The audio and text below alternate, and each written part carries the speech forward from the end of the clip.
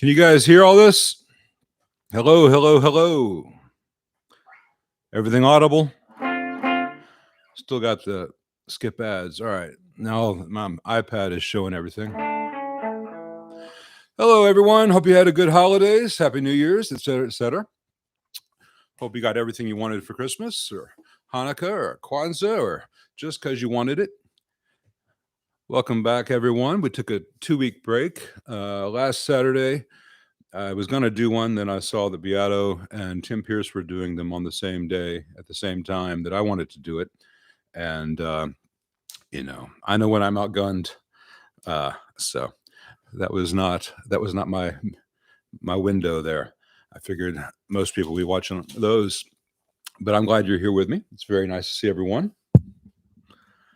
And I got some questions already. Hey, Brian Carpenter, thank you very much. I appreciate your channel for info on quality issues. Thank you. Any experience with Orange Rocker 15 or modern Supro valve amps? I've not had the Rocker 15 in yet, so I'm not familiar with all the Orange models out there. They all seem to be built very similarly, and I would consider just in general that Orange amps today are built better than Marshall or Fender for the most part. They have through-hole double-sided thick boards. They are infinitely better than Bugera or Blackstar, but a notch below Vox as far as the quality goes. The modern Supros are junk. Avoid all modern Supros. They're just horrible. There's a litany of things wrong with them. I've documented some of those on the Facebook videos, which are hard to find because Facebook changed the way that whole thing works. But they don't understand heat management, and they've got crappy ceramic sockets that break, mounted on PC boards in such a way that when you change tubes, it puts all the stress on the ceramic sockets, which break. They've got really hot resistors up against the boards and up against wires, and everything just burns, and it's stupid, and it's awful, and it's no good, and don't get one. The Blues and Delta series are a little bit better than some of their others, but, they're put together just with, chewing gum and hope. And I don't think that's a good recipe for anything with voltage and heat. Chronic Town, yeah, you know it, gringo. So I'm going to scroll up to the top because I know that there are questions laying in wait for us before I even got on here. I get here about 5-7 minutes before. I'm setting up lights and all that, so I look pretty.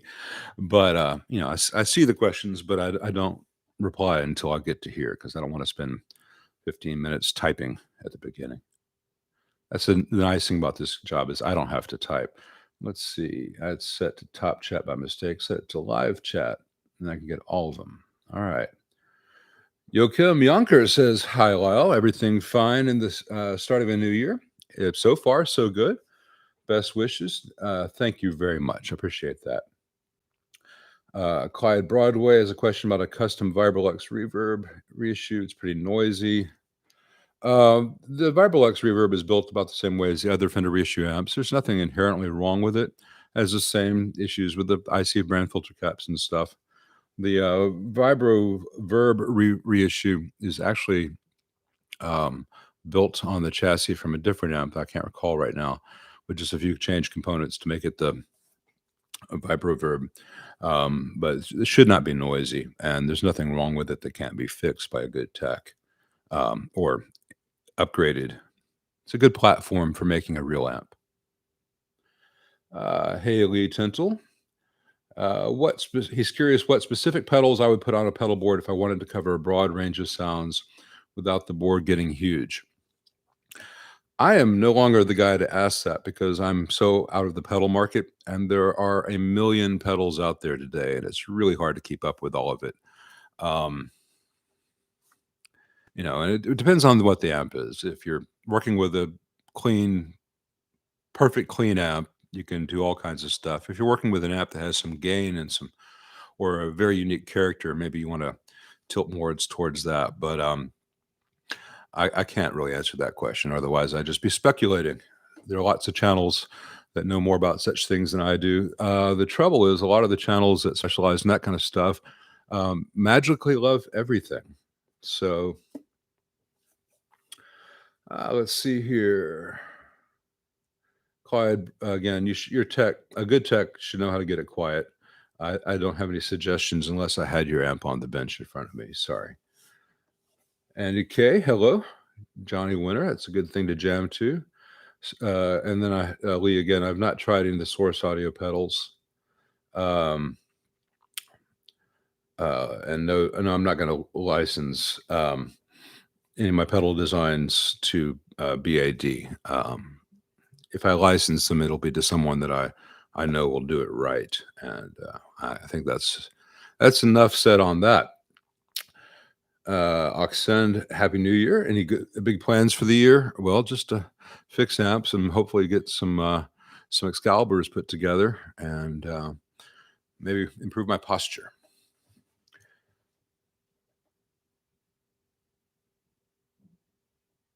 Okay, Michael P. That's right. I don't know nothing about no Marshalls.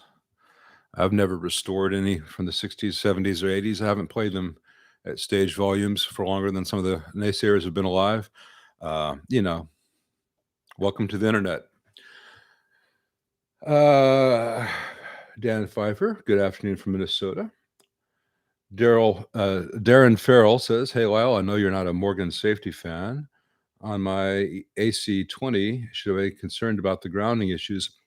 I've not had any of the Morgan AC20 models in, so I cannot say.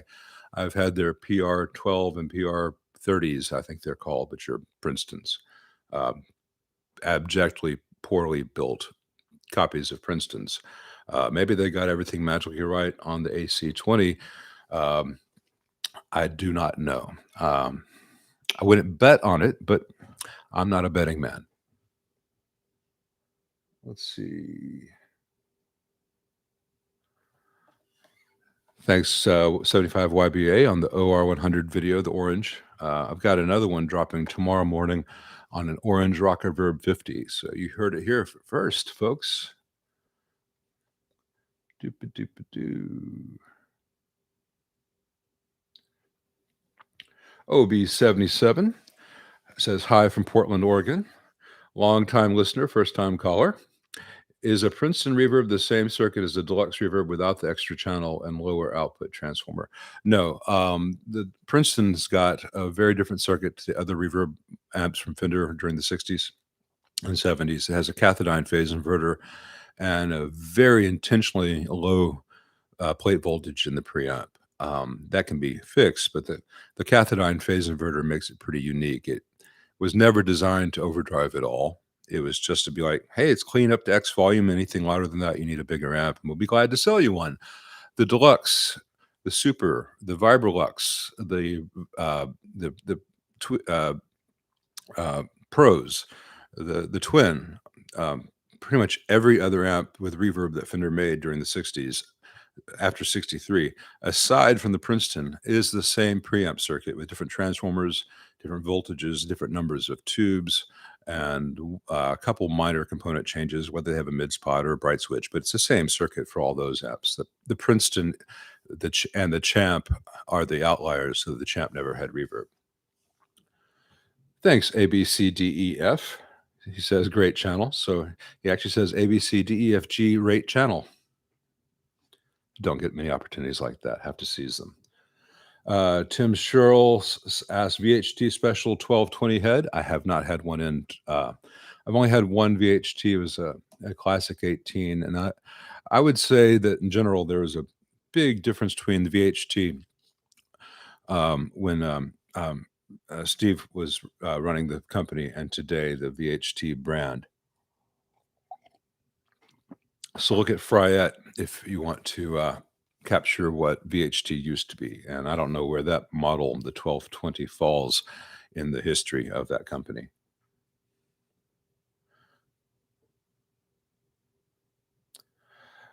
Jeff Mansfield says, new camera, or are you just going with different settings and lighting?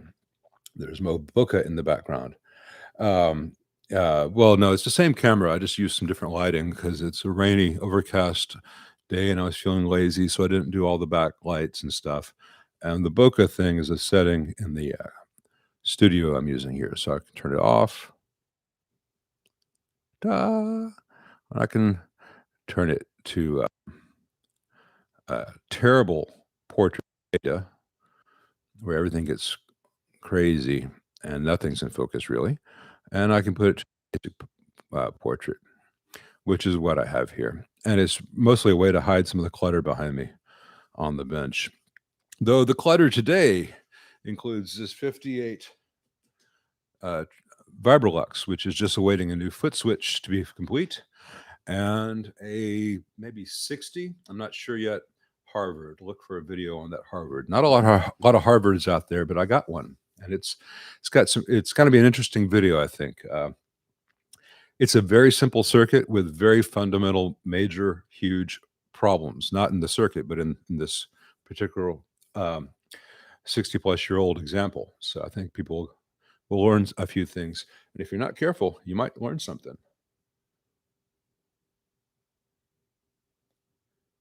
Hey, Tube Workshop, greetings from Southern Germany. Ken Neminsky says, my dual showman currently has CDE silver micas for the 250 picofarad. Were they originally ceramic discs, and would there be any benefit from them being replaced with ceramic discs? If so, they were originally ceramic discs. They were class 2 Z-rated ceramic discs, which were fairly cheap and very common. The CDE silver micas are fine choices. It's the ones that are generic that just say SM that you want to avoid. There is a difference in sound between the silver micas and the ceramic disc caps. I think that it's an easy thing to play around with. You may or may not hear it. You may or may not have a preference, but either way, you'd be comparing two $1.50 caps. So if you want to find out for yourself, it's easily done. And if you prefer the sound of one, you're not wrong. If you prefer the sound of the other, you're not wrong. And if you don't hear any difference, you're not wrong. It's a subtle thing. It's not like you change one component and the amp magically transforms. It's a lot of cumulative things. So if you have an amp that has all silver micas and an amp that has all ceramic discs, there are some differences in the sound and the distortion characters and kind of the pick attack and the transient. But it's a lot of very small shifts, and the end result is not that huge a difference. You can have a great sounding amp with either. So I think you get the point. Thanks there, Wes. I will get to your question, but I just saw the gift, and I appreciate it very much. What the Massimir says, what do you think about the mini Marshall Super Jubilee? Plus, what are your thoughts on putting a master volume in the loop on a 1987X? I have not had the mini Silver Jubilee in, but as far as I know, it's built pretty much the same as the Studio Vintage 20 and that little 800 that they have. So my inclination is that it is a sheep in wolf's clothing and probably best avoided, but I could be wrong. As far as putting a master volume in the loop of a 1987X, you can do that. It depends on how much preamp gain you use. If you use a ton of preamp gain, you can get away with it. The better option for a master volume for most Marshalls, most Plexi through 2203, 2204 levels of gain would be to do a Larmar master volume in the output section. But if you don't want to modify the amp and it has an effects loop, yeah, get a low impedance volume pedal. The little Ernie Ball Jr. Be fine. It might even be fine to get away with like the Volume X from Dunlop, which is my preference for a volume pedal, but I usually use it after a buffer. Let's see, scrolling down, Lee Tintle again, explaining about the Princeton differences. Hey, Nola Rocks, playing guitar while watching. Nice to meet you last week, Chris. And the new board for your DSL 2000, DSL 100, JCM 2000 DSL 100 just came in, and it'll be getting its own video on fixing all the flaws as it comes from the factory. Lots of wiggly capacitors, lots of star solder joints on the larger components, all these resistors out of place. But it arrived actually before the new bridge rectifier arrived. So I ordered a new bridge rectifier so we can get it off the board, get some heat management there. It has not arrived yet. So this is to the side. And tonight I'm going to go through your old solid state lead 100 and do a parts count inventory and know what to order. So on track for both of those. Matt Durrell, hey, no, I don't have any updates on the Excalibur 15 project and the 6v6 Deluxe. I'm waiting for a replacement panel so I can finish one of those. I'm not going to be making a lot of the 6v6 classics, the 6v6 Deluxes. It's just a well-built Deluxe reverb. I kind of built it as a proof of concept to say, yeah, it can be done. But I have no real interest in just making a Deluxe reverb. If I were to do a Fender-esque amp, I would make a lot of changes and start from the ground up. I'd borrow the things that worked the same way that Jim Marshall borrowed the things that worked from the basement. But, I don't want to just make something that's such a one-to-one tribute. Thanks, Steve Moore. Happy New Year to you and yours. David Hanna, thank you very much. His question is about about a Vox AC30 Custom Classic. Recently lost a lot of power. I've tried replacing each tube one by one, no difference. It's probably not an issue with the preamp tubes.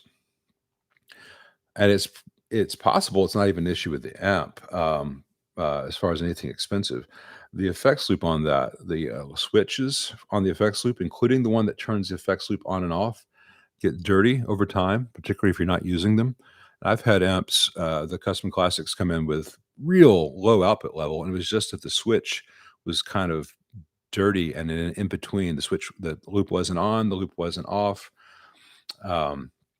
Beyond that, you can pretty much isolate whether the issue is in the preamp or the power amp. If you have another amp with an effects loop, you can run the guitar into the Custom Classic input, and then the effects send to the effects return of the other amp. See if you have normal levels there, and vice versa. The preamp of the second amp into the power amp return of the Custom Classic, and see if you have output there. Beyond those things, it could be a bad set of EL84s. If it's not just a bad set of EL84s or a problem with dirty switches, you need to take it to a tech. And I'm sorry, that's as far as my crystal ball lets me do remote diagnoses.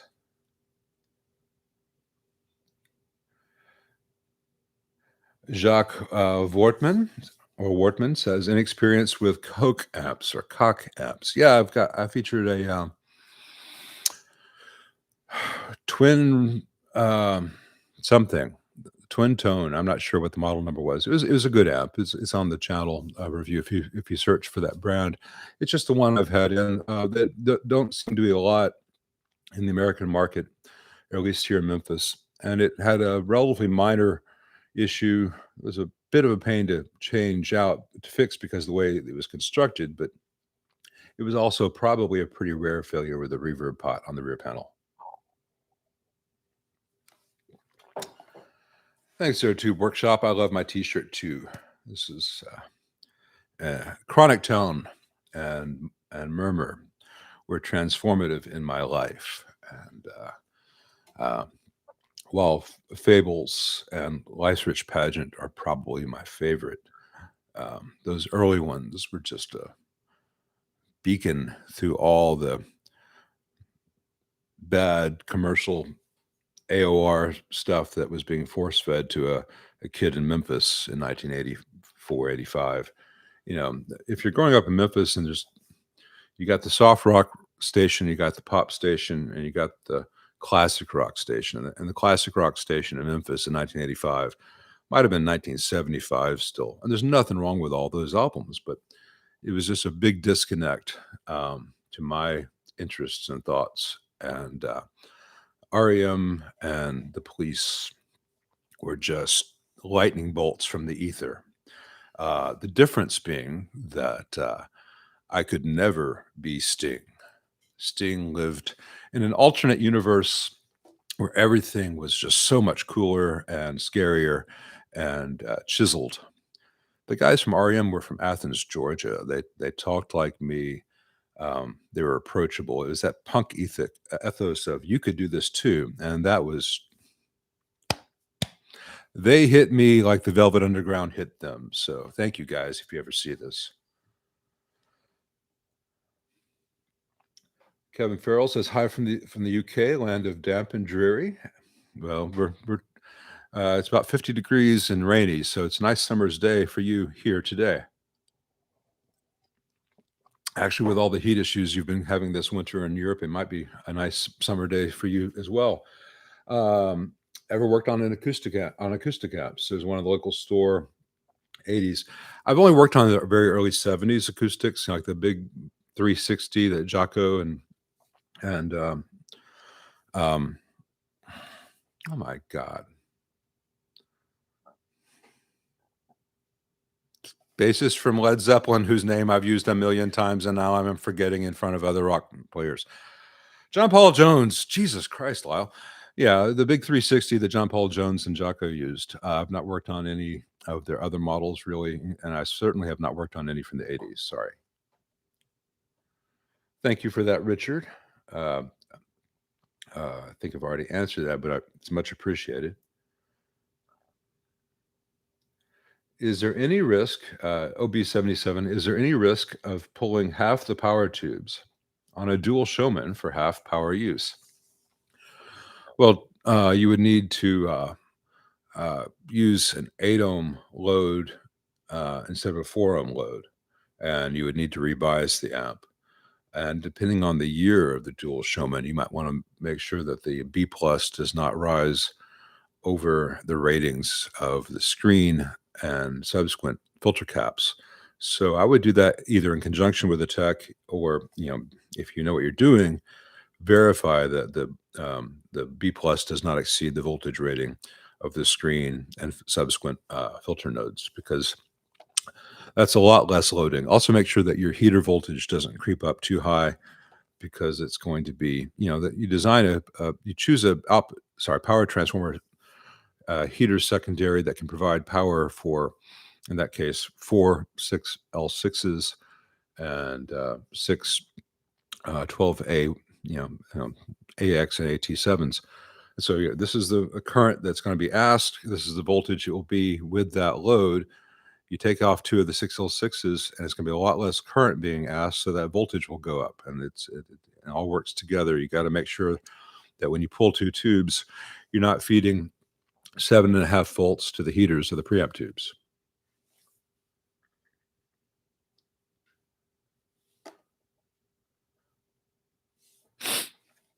Edward LaRose says, hey from Oak Ridge. Hey there, man. I'm preparing to build a DR504 style amp. Do you recommend adding a post phase inverter master volume? Well, I think the master volume that's already in the high watts is fine. There's not a lot of gain in the sense that you think of from a Marshall in that. I mean, it's the text version of gain, where it's actual. Here was the level before, and here's the level after. It's gain, but it's pretty much clean. And the master volume in that works just fine.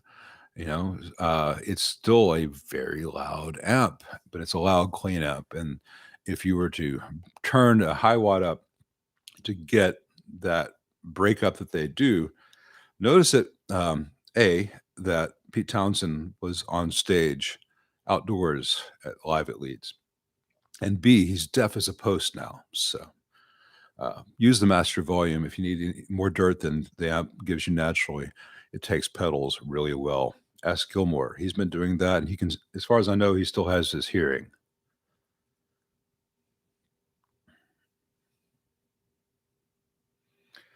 DMPLM says, hey, Lyle, love the channel. Thanks, man.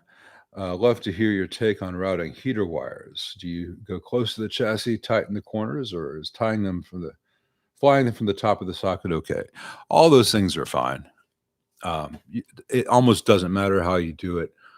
Um, tightly twisted is nice. The primary advantage of tightly twisted is really not so much to keep noise low as to keep, though it does help, but keeping them together does give some cancellation it reduces the noise field from it, but also helps you steer them because if you have two of them bundled together, it's stiff and you can form it. If you have them flying independently, it doesn't. Look at that orange OR100. They weren't twisted, and it's fine. Makes no difference if you twist it on that because they're way up above everything else. The main trick with heater wires is to keep them away from grids, and especially not to run in parallel with grids.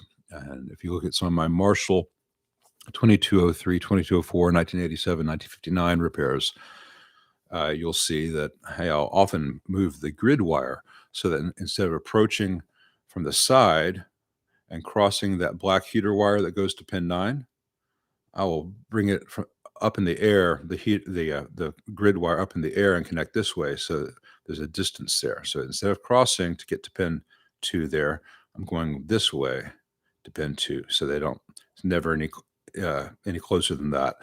That's the biggest thing about heater wires. And you have to think which tubes are giving common mode cancellation. So power tubes in a push-pull amp, you don't need to have any of that consideration. And a Schmidt or long-tailed pair phase inverter, you don't need to worry about that because the phase inverter and the push-pull tubes are essentially wired as, the analogy would be humbuckers. So there's any common noise is canceled. So you can just run the heaters up to the phase inverter any way you want. And after that, you have to be more careful and steer it away from grids.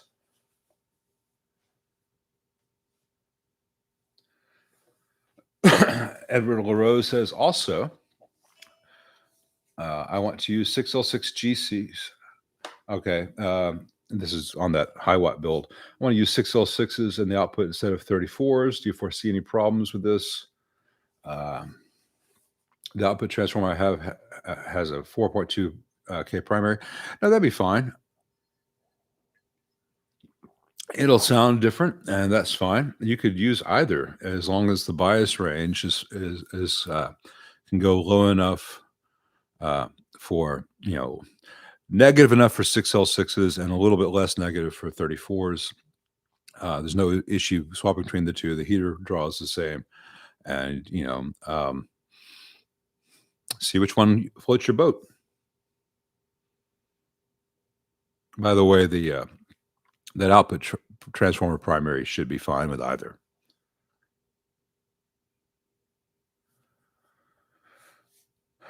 VS says, long time watcher. Thanks very much. I have a Masco app that has developed a massive hum.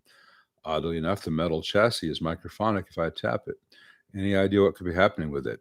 Well, it could be a bad solder joint, could be a disconnected ground. A ground has come loose. Could just be a bad tube. These are very general things, but they're likely. But without your amp in front of me, I can't speculate any further, and I'm sorry.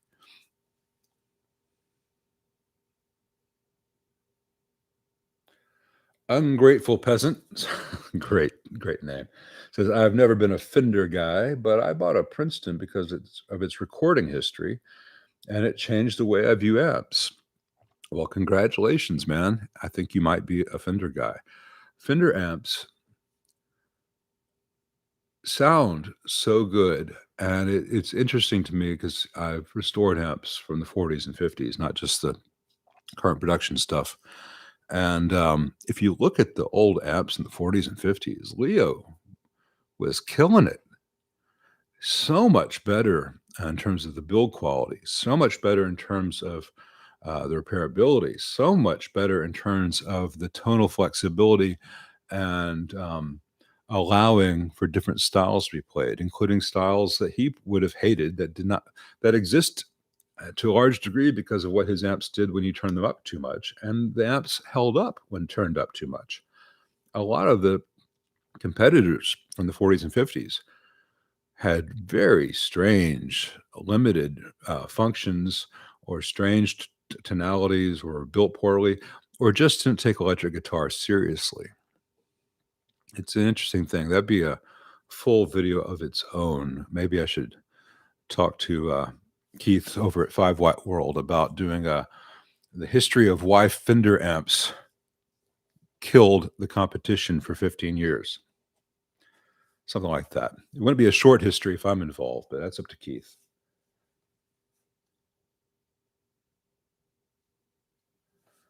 Hey, Tony Flamingo. I will try to do the cooking ones as time and interest allows. Thanks. Yeah, VS 6SJ7s are prone to microphonics, but and I'd be careful getting off eBay. It's always better to go through a good tube vendor. I don't care whether it's Eurotubes or the Tube Store or Tube Depot, but just find someone who stands behind their work because you get them off eBay. What's your recourse if they suck and you get them and they're noisy and microphonic, and the seller says, "Hey, they were fine for me. You must be doing something wrong, or you broke them." It's just a recipe for disappointment. I would much prefer to get from someone who actually tests tubes and has equipment to verify that, yeah, this one should be good, and if there's something wrong with it, oh, I'm so sorry. We have a return period. DB Lewis says, "Little Sister Friedman thoughts." I've not had that model in, so I have no opinion other than Dave makes really good amps, and a lot of people like that amp. So odds are, if I had one in, I'd like it, but I have not played one. I mean, I like the Runt 20 that I have had in, but I didn't think it was voiced right for the way I play. But maybe the little sister of the Dirty Shirley would be. The thing is, in Memphis, there aren't that many people buying boutique amps, and the Friedmans that are out there. So there's fewer Friedmans sold in this area. Friedmans are less problematic than a lot of other amps. So me, as the tech, I see fewer of them. Now I spoke to Dave, and I may be doing a little bit of regional warranty work for him. He doesn't have a lot of amps out there that need service, but if it has warranty work, I said I'd be glad to take a look and save you some shipping to LA and back for people on the East Coast and the South. So I may see more as time goes on. Um, it's the ones I get to see, I've liked. If I don't like the voicing or if the voicing isn't for me, I know that it is a very subjective choice that other people love. Unless Dave wants to send me one of everything, in which case I'll be glad to say this one's my favorite.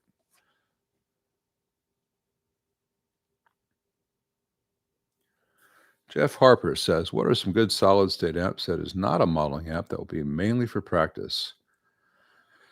Oh, there are a lot out there, but I don't keep up with everything on the market. I had a Fender Deluxe 112 a couple weeks ago on the channel. That was pretty simple to fix, and there was another one before that. There are a lot of good solid state amps that would be fine for practice. I can't say this one's the one to get or this is the one to avoid because typically they're going to be used, and any used amp can have any kind of problem. And people love to scream at me, "Well, what about the PV Bandit? What about the PV Bandit?" That PV hasn't made a real amp in years, and the older PVs, some of them are great, some of them have got serious flaws just due to age, and getting the parts for some of those things is impossible. Um, and I just really haven't focused on solid state amps because the core of my business is not just tube amps, but I got the two 50s tweed Fenders back there. I tend to do kind of the nicer stuff, so I don't really keep up with the student stuff, and I don't mean that to be snobby. It's just I don't know. I would say you should probably ask Phil McKnight over at Know Your Gear because he um, really goes out of his way to help beginner and intermediate guitarists, and he's going to have more experience with those and can steer you in good directions. Um, I specialize in the higher end stuff, though I also fix the day-to-day stuff for local players. But until some solid state amp made in the last 3 years comes in that just blows me blows me away with its quality price ratio. I can't recommend anything specifically. Sorry. Talbot Adams. Oh, okay. He's trying to start some Memphis wars here. He says Payne's or Cozy Corner if you had to choose. Now, I have an out for this because Cozy Corner is about 20 minutes from me, and they run out of ribs a lot. Payne's is 4 blocks from me, and I can get there, and I could get there right now if I wanted to. I could pause this, run to Payne's, be back in 15 minutes while you guys wait. So I go to Payne's an awful lot because it is close and it is quite excellent. But if you're not a Memphian and you come to Memphis and you try Payne's, it is not the kind of barbecue you will most often have had. It's very, very tangy. It's a mustard-based sauce. I like the extra hot. It is a very messy proposition, and I love it, love it, love it. But I would consider it to be fairly unique among barbecue places. It's not like other barbecue. It's Payne's, and when I want it, I want it. I'll go get it and be back in 15 minutes. Cozy Corner, I think, is better barbecue as far as traditional barbecue goes, and their ribs are better than Payne's ribs. And I love Cozy Corner, but it's a bit of a drive, and they're not open every day, and they haven't had dine-in service, and they run out of the stuff I want. So if I get my mouth set for ribs and I show up and all they got is chicken, I'm disappointed. But when they have it, it's the best in town. OB77 thoughts, experience, opinions on Marshall JMP1 preamp and power amplifiers. No experience with the power amps, I don't think. If I have experience with the power amps, it's been so long I don't recall specifically. The preamp's okay. It's fiddly because of all the MIDI stuff and a lot of electrolytics, and so you have to, if you get one, you have to really want it. Sometimes the restoration cost can be $600-700 on one of those. But that is the sound of an awful lot of bands you like, whether that's ZZ Top or Def Leppard. One of those in good condition will do those sounds really well, and the MIDI implementation's great. I just don't get a lot of people using rack gear anymore, so I don't see a lot of that stuff. I think that's primarily a West Coast thing these days, and even so, less than it used to be. Hey, Wes Chilton there. Thank you very much, man. Happy New Year to you. Or New Year. Have you ever ordered a custom hand cap from Hayseed Hamfest? I'm considering them for this Vox Cambridge reverb since the chassis is very tight on internal space. I have, and I have used them in the past, and I no longer do unless I have no other choice. I'll tell you why. I was using them, and when I spoke to the guys there, they told me that they use really high quality caps like Nishikans and stuff inside. And one I ordered for an app arrived, and the outside cover fell off. The super glue or whatever that they used to hold the thing in place, it just didn't set right, and it fell off.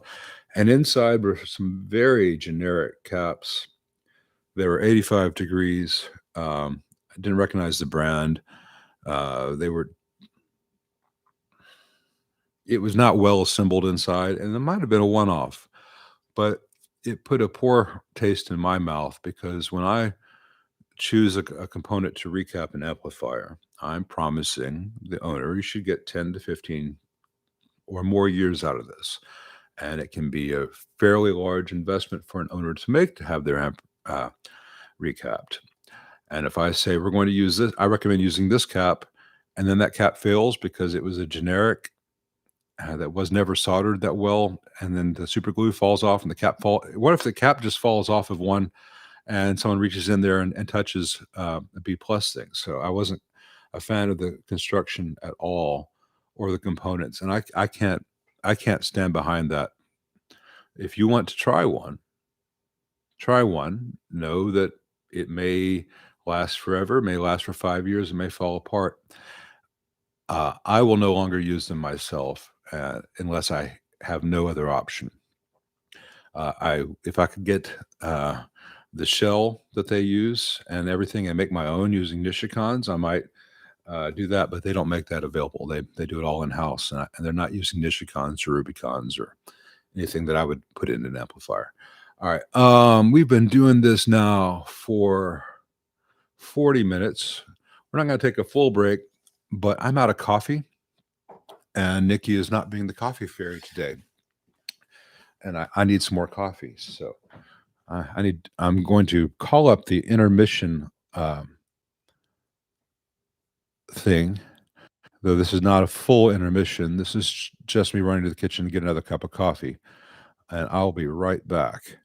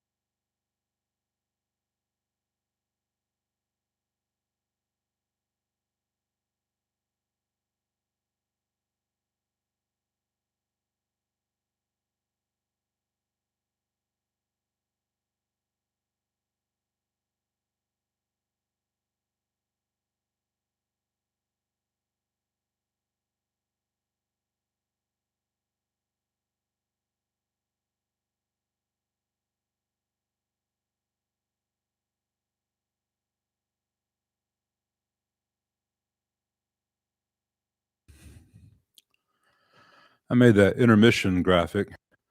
I need to make another one that just says, "Coffee run." Alright, where were we? Raphael says, "Hi, Lyle. What are the best coupling caps for the money?" The one that takes DC on one side and just filters out all the DC and leaves you with nothing but AC on the other side, which is most of them. The issue is not the best coupling cap. The issue is the best, uh, choice of coupling caps for the application. Let me use this Marshall board as an example, if the focus here will allow. All right, this cap here looks like a 10 millimeter and has 3 holes on the board, one here for one end and 2 here. And they spaced this so you could use a 10 millimeter or a 15 millimeter cap there. And they've used, I don't know what brand that is, but a film equivalent to a Panasonic and that 15 millimeter. And if they're out of stock of that, they could use a 20 millimeter, stick it right there, or 10 or 15, whatever it is. Here, they only have 2 holes in the board. That's a 10 millimeter as well. So you need to use a 10 millimeter cap there. And the holes for those leads are just a little bit larger than the diameter of the leads. Now, a 600 volt, 630 volt orange drop is a fine cap to use, but it's much larger than that, won't fit in that space, will hit the things around it, and the leads are much larger in diameter and will tear up the pads here. So I would not say that an orange drop would be at all a good choice here. But with this 10 millimeter spacing, and say this is some generic thing, and you want to try a different brand material, or you wanted to say, all right, they use a 22, I want to change that out to a 0.022, the 2.2. Well, then you could say, all right, it's 10 millimeters. I need to make sure whatever I get is 10 millimeter lead spacing. And you can choose a Panasonic of the same value or uh, uh, Panasonic of a different value, or you could put in a WEMA box cap, one of the MSP or MSK, whichever one is the polypropylene or the polyester that you want in there. Any of those caps will have DC coming on one side and block all that DC. Just let the AC waveform out the other. They're all fine.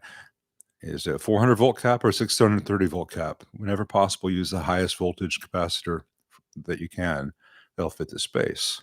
On other things, I don't know if you can see it here. Let me turn off the focus thing. It's a silly thing, but it hides some clutter.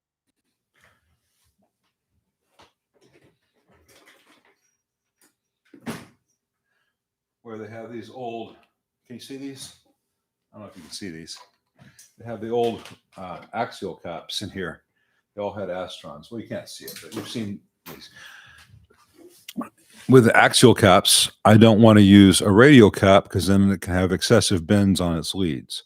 For instance, an orange drop is a radial cap where it's supposed to have the things going straight down, and you bend them out to the side and it'll break the epoxy seal at the cap body. You want to use an axial cap. So I've got Mallory 150Ms in here.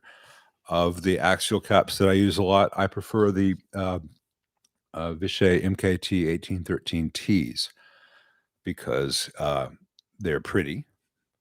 They have the outer foil marked, and unlike they have a thicker lead diameter, not a lot, but just enough than the Mallory 150Ms. And I find that they dress better, they're prettier, and they give a little more mechanical support as a result. How do they sound? Almost all of them sound exactly the same, and you'd be hard-pressed to tell. There are a couple of places in some circuits where it can make a slight difference, but it's a really weighted difference on most of the forums out there. So take everything on the forums with a huge grain of salt.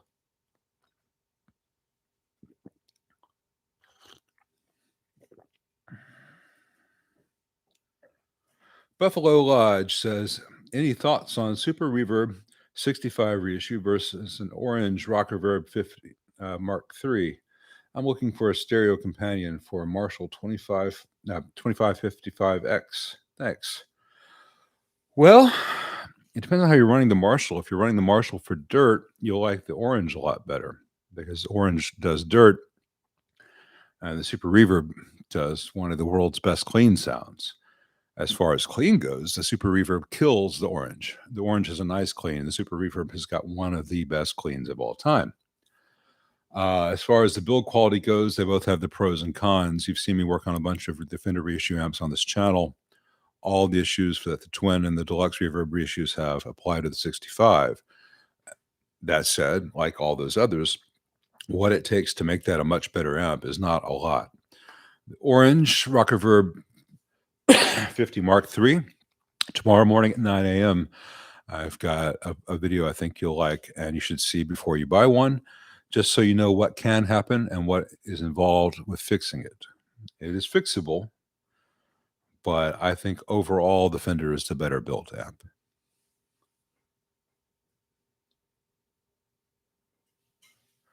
Thank you very much, Indiana Doug. To save time, the things which are just saying hello or telling me how great I am, I'm just going to acknowledge and say thank you without reading in full. I'm trying to focus on the questions. For any of you who don't read sarcasm, I really am that great.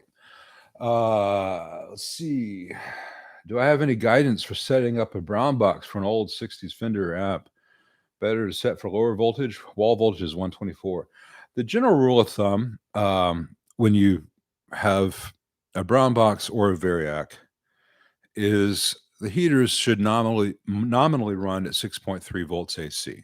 So if I had one of those amps, if I had one of your amps and I had your brown box, I would see what setting with 124 volts coming out of the wall got me closest to 6.3 volts on the heaters. Now, if one of the click settings on the brown box got me to 6.1 volts and the next one was 6.9, I'd go with the 6.1. If one of them was 5.8 and the other one was 6.4, I would go the 6.4. With the brown box, you have little presets. It does not have to be exactly 6.3, but that is the target. As close to that as your setting will give you with a brown box or other bucking transformer like that. With a variac, you can get it precise. And you say, hey, this amp needs to have 114.4 volts. And then the heaters are perfectly at 6.3.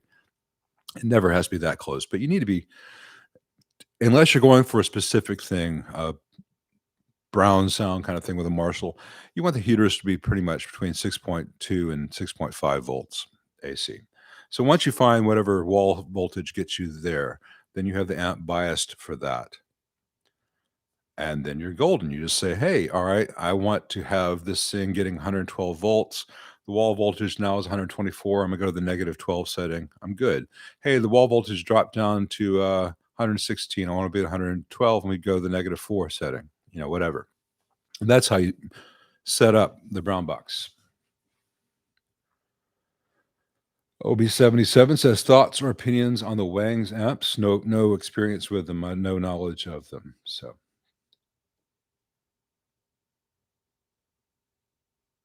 Andy K says, thanks for the guiding info on mains wiring code. I now see why amp companies often get it right or not. The National Electric Code and the NFPA 70 manual are not well written. No, they're not. I have found that in general, the people who are really good at electronics and really good at circuitry and really good at that kind of technical stuff are not really good at writing or expression or language or basic human emotions. If I have any special magic, if I have any special ability in this field, it's that I understand, I grok all that, and I can explain it in words that humans use, with sometimes with humor, sometimes with a little bit of communicative razzle-dazzle, as opposed to reading a white paper like this and viewing the world like this. Yeah, been watching a lot of Community, so I'm tempted to go full Abbott on that. Let's see here. Uh,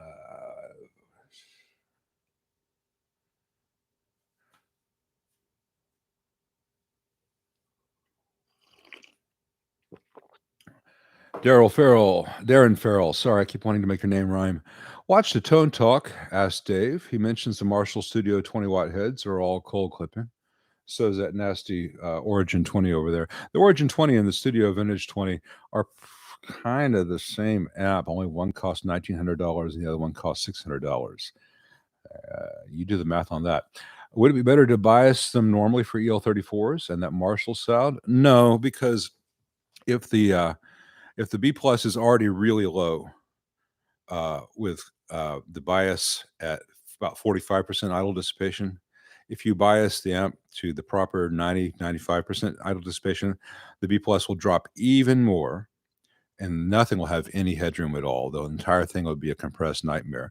Second, that's one level of it. The other issue is that that tiny little cheap power transformer they use can probably barely provide the current being drawn now, with almost no dissipation. And if you double the dissipation, you're going to double the current draw. That's, to the guys with the white papers, that's a verbal approximation. It's going to increase the current draw to bias it properly. So that power transformer probably cannot provide enough current, which is one of the reasons that voltage would drop so dramatically. You would need to change out the power transformer and or change to 6V6s to get an operating condition where you'd have enough B plus for the amp to sound healthy and enough current being provided by the transformer. And at the end of that, it's much cheaper for you to buy a different amp, and it's much better for you and all your friends who also play music for everyone to buy something else, for the market to say, Marshall, you're treating us poorly. You think we're morons. As a result, we are all buying something better built. Look back at 2 weeks ago at the AC15 C1, the Vox AC15 that Steve Selvage was playing here. Granted, he's a pro player, but it was just a guitar plugged straight in, no effects, nothing done in post. That little AC15 at the same $600 price point kills on every level, kills the Origin 20, Origin 50, The Studio Vintage 20, the Studio Vintage 800, all these things. Marshall is just insulting all of us. Vox is getting it so damn right. So everyone go out there and reward the people who treat you like musicians who have to earn their money, and punish the people who treat you like idiots who'll buy anything that says Marshall on it. And if anyone from Marshall has a problem with that, I'll be glad to debate you on that, because I've been inside all these amps. I know how all the ways you're screwing people over, and I don't like it.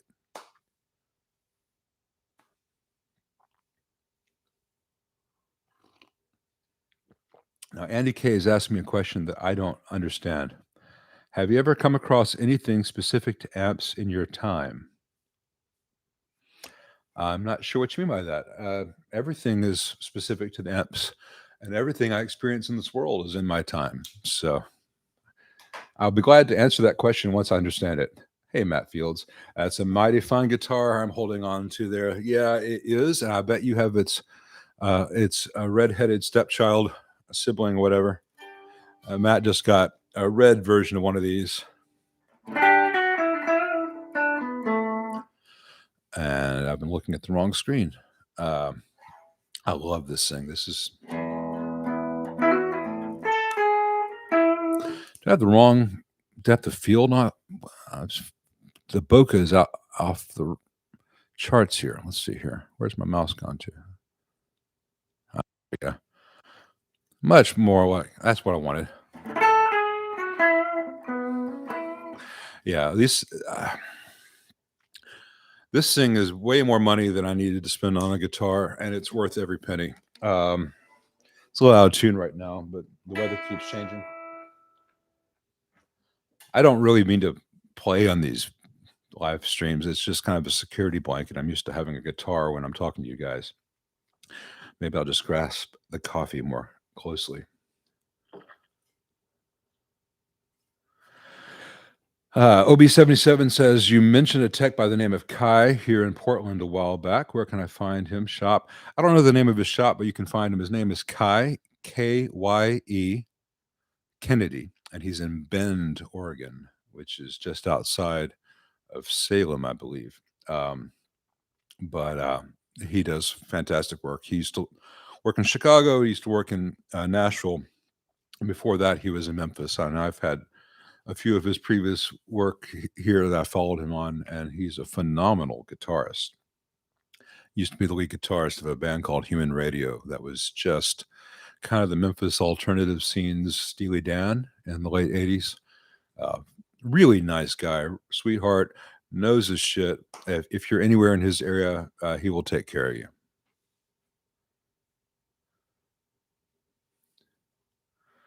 David S. Thoughts on germanium versus silicon for fuzz pedals? Good things can be made with either. Bad things are often made with each. It's not the tool, it's the craftsman. And a good craftsman can use either and both. Right now, when it comes to chasing the 60s and 70s design, it's you make the best of what's available. I don't think anyone wants to pay me to sort out 100 germanium transistors to find the 5 that are actually usable in a pedal, because that everyone I reject raises the price of the one that I put in your pedal. And there are people who do that, who are tilting those windmills, and I just can't do that myself. Just 1 second, I'm about to drop a metal panel from the rear of a Marshall on my 335, and I don't want to do that.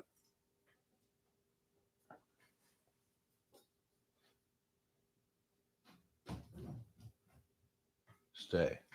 Good panel. I'm sorry, I have no experience with the Intersound IVP preamp. Thoughts on the Marshall 2150 versus the 2203, Mr. Tinkertrain? Thank you for that. Ask.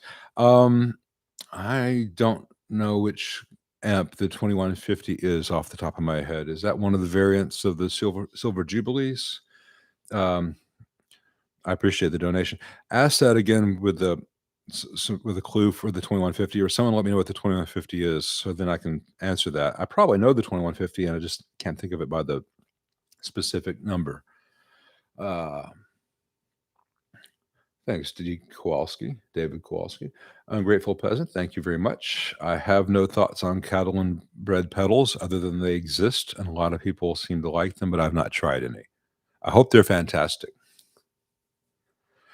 LB77 says he enjoys Dead Letter Office as well by REM. Yeah, I enjoy Dead Letter Office. Um, it's great version of King on the Road on there. And Voice of Harold is a perpetual favorite for me. I preferred Voice of Harold to Seven Chinese Brothers, which I think some of the guys in the band probably do as well. But yeah, that was something I discovered much later, obviously. It was not the transformative thing, other than to know that they have a sense of humor, which is always nice. Yeah, Jeff, you're from Helena. You grew up on FM 100. You know what I'm talking about then. Yeah, the three stations for us to listen to back in the day. I haven't been to Helena in a while. Helena is home of the King Biscuit Blues Festival, and I used to go down there all the time. Last time I was there, I saw James Cotton and um, oh, what's his name? Blows harp, uh, blew harp in the not Butterfield. Anyway, and one of Albert King's last performances. And it was phenomenal, but that's probably 89 or 90 now. Jesus, I'm old. Um, I'm a pretty big guy, and I met Albert King, and I shook his hand, and my hand disappeared in his. His hand was like twice the size of mine. The man was just a giant.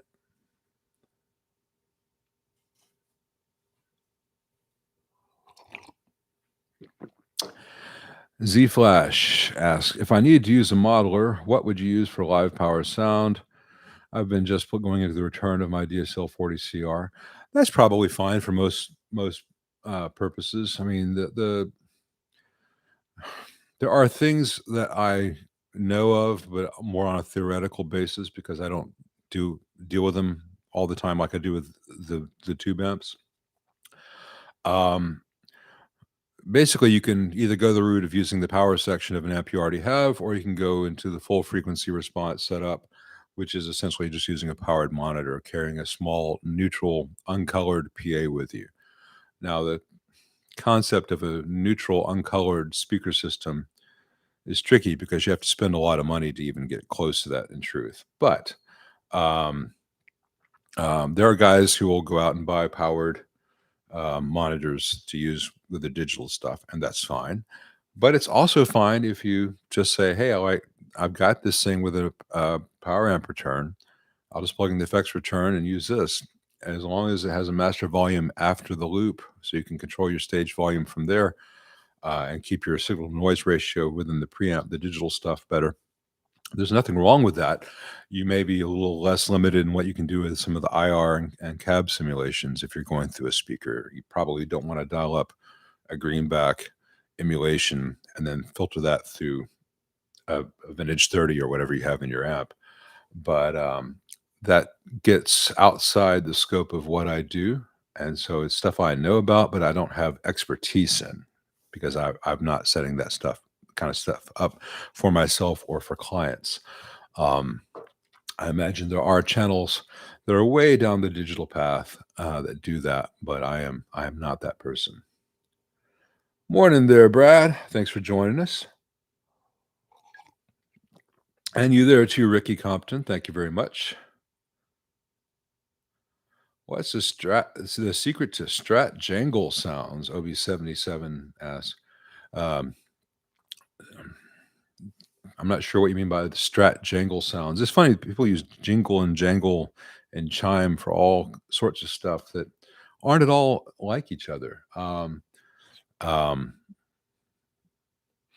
but I would say in general, it's the chords the player chooses and partial arpeggios and partial chords and using open strings and using the correct pick for the sound they're going for. And then at that point, traditionally you run into an AC30 or a twin or something and jangle away.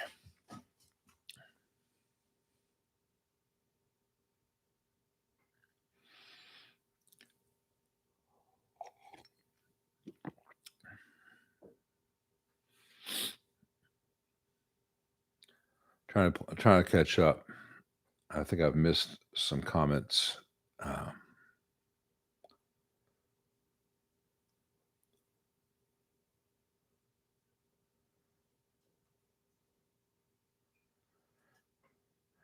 I'm tr yeah, I'm reading through, questions you guys are asking each other and trying to find out what I need to weigh in on and when I need to sit on my hands and just let you guys go.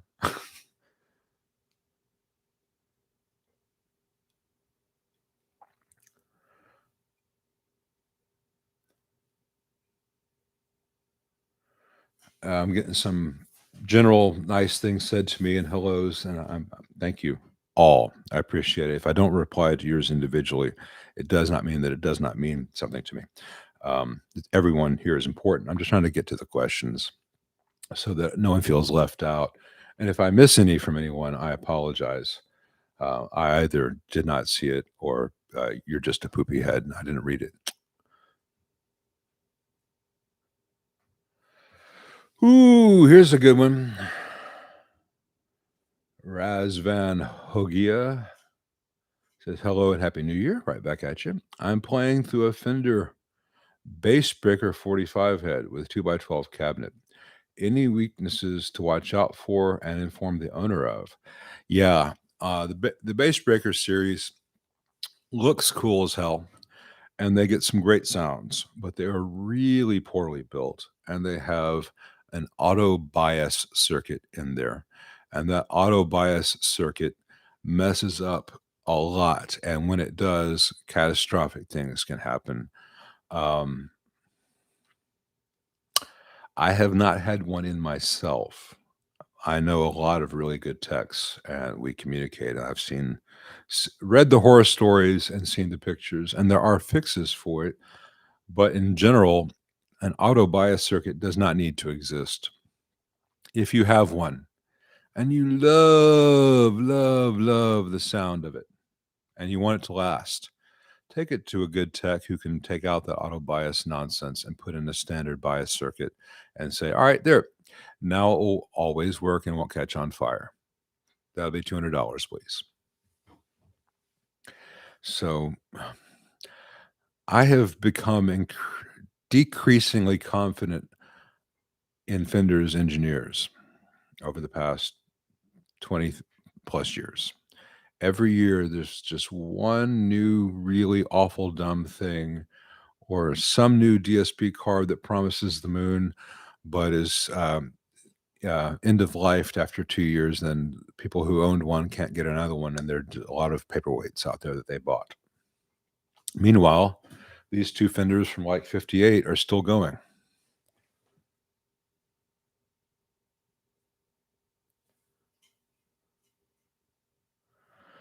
One more question, then we're going to take a quick intermission. Ken Neminsky says, in a Larmar master volume in a quad output tube amp, like a six equipped AB763, do you have to jumper the pin fives in a pair? No, pin fives are already tied together in a pair. Um, so each tube has got a grid stopper. And these two tubes, their grid stoppers are already tied together at the other side. So here's pin 5, here's the other end of the grid stoppers. Those wires are already jumpered together. And the other pair, they have the individual connections of pin 5. The other side of the grid stoppers are already tied together. And so you have two wires, one going to one pair of tubes, one going to the other pair of tubes. Those are the wires that would connect to the Larmar. So each output of the Larmar master volume goes to one pair of tubes. And that's how that works. Um, and it's easy to see on the schematic. Um, it's not really shown well on the layout. I think now I'm going to step outside for a little bit. If anyone needs to go to the bathroom or stretch your legs, now would be a good time to do so. We'll be back in about 4 or 5 minutes. Thanks.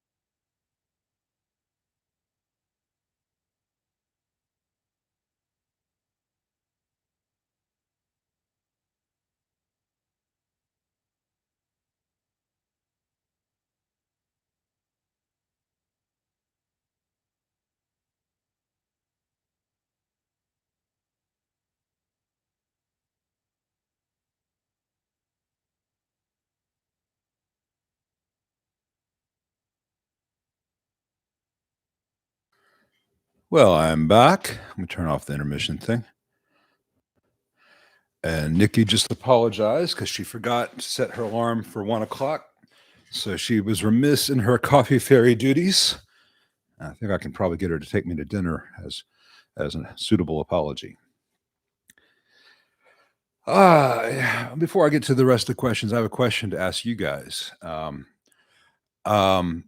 have anyone seen any blocky distortion, anything getting weird, especially if I hold anything up to the camera? Does it uh, get blocky when I do sudden shifts of color or movement?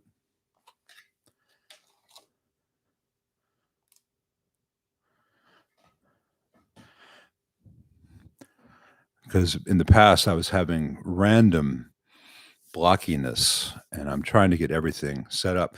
And I think I found the solution to, or I think I found the problem.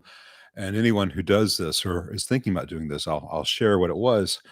I'm using the iPhone 13 Pro as the camera, and I'm using a program called Camo, which lets me use it as the camera phone for the MacBook. And I'm doing all this in the built-in streaming that YouTube has. It has to be on Chrome, can't be on Safari. And I was having blocking issues because I was using a USB-C cable to connect to lightning cable to connect the camera to the computer, and I was using one made by Anchor, the first couple of live streams because it was longer, and seemed heavier duty. I changed it out for the actual Apple one, which has, made to the same spec officially, and all of those issues seem to have gone away with the Apple Lightning to USB-C cable, and the Anchor works fine for everything else, but I guess it's worth paying that Apple tax on. This is weird stuff like that. I like it better when it doesn't get the blocky weird things. All right, back to some questions because you're not here to hear me talk about Apple and video stuff. It's weird though. I've had to learn so much about video stuff, and I've got all these lights everywhere. You don't see it. One day I'll do a video on how I have to light all this. The plus side is getting all these bright studio lights in here, though I don't have them cranked today. I went for a low key thing today. Is I can really see the work well on the bench because I've got so much light. It's nice.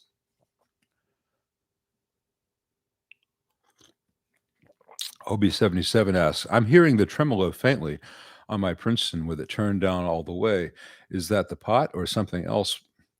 Um, Whenever the oscillator is on, i.e., the foot switch is not turned off, uh, the oscillator will be running. And if the wires to and from the oscillator are close to the wires to anything else, it can inject that pulse into other things. Or it could be a problem where you have some leaky DC off the 100 nanofarad cap coming off uh, uh, the uh, the tremolo output going to the intensity pot, or it could be you have a faulty intensity pot. It's not going all the way to the bias at the other side. But in general, lead dress. All that said, it's a doc. It hurts when I do this. Use the foot switch and turn off the oscillator when you're not using the tremolo. Then you won't hear that thud. But usually you can just turn the intensity to 0 and you won't hear it in a totally healthy Princeton.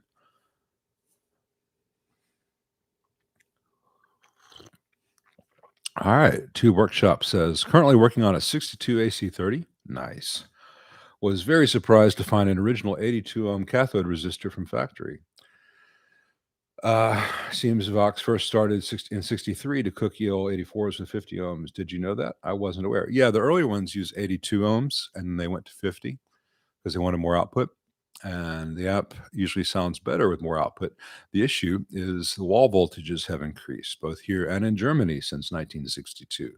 And so the 50 ohm in 1962, would have been in England, probably was not cooking those EL84s in 1962. And the EL84s in 1962 would have been Mullards or Brimars, typically leftover British military spec stuff, which could take more abuse than tubes today. So it is no bad thing occasionally to either say you must use this with a variac at exactly, in your case, maybe 230 volts, in which case you can use the 50 ohm, or you can say, all right, we're going to use it for modern 240, in which case we're going to bump that up to 68 ohm. Or you can keep the 82. If it's original to the amp, I'd say keep it, let it run a little bit cooler. That would be period correct for that 62. There is a weird thing with the AC30s, the JMIs, that mostly applies to the States, and that their 110 setting, when they spec'd all that out, they forgot that the US runs at 60 hertz versus 50 hertz. So sometimes, even if the app says 110 or 117 on it, I don't remember what it is, you actually want to be a little bit lower than that, like 108 to 112 in the US to offset the 50, 60 hertz difference. The transformer runs a lot cooler in general with 240 volts, 220 to 240, 230, um, because of the 50 hertz versus 60 hertz thing. So that less likely to run everything hot and less likely for the power transformer to melt wax out of it. You can also set the amp to like 240, but give it 230 or 220, and that also runs the amp a little bit cooler. So you'll figure all that out. You're a smart guy. It sounded condescending. I meant it as a legitimate compliment. You're a smart guy. You got this. Let's see. Scrolling back up to where it was.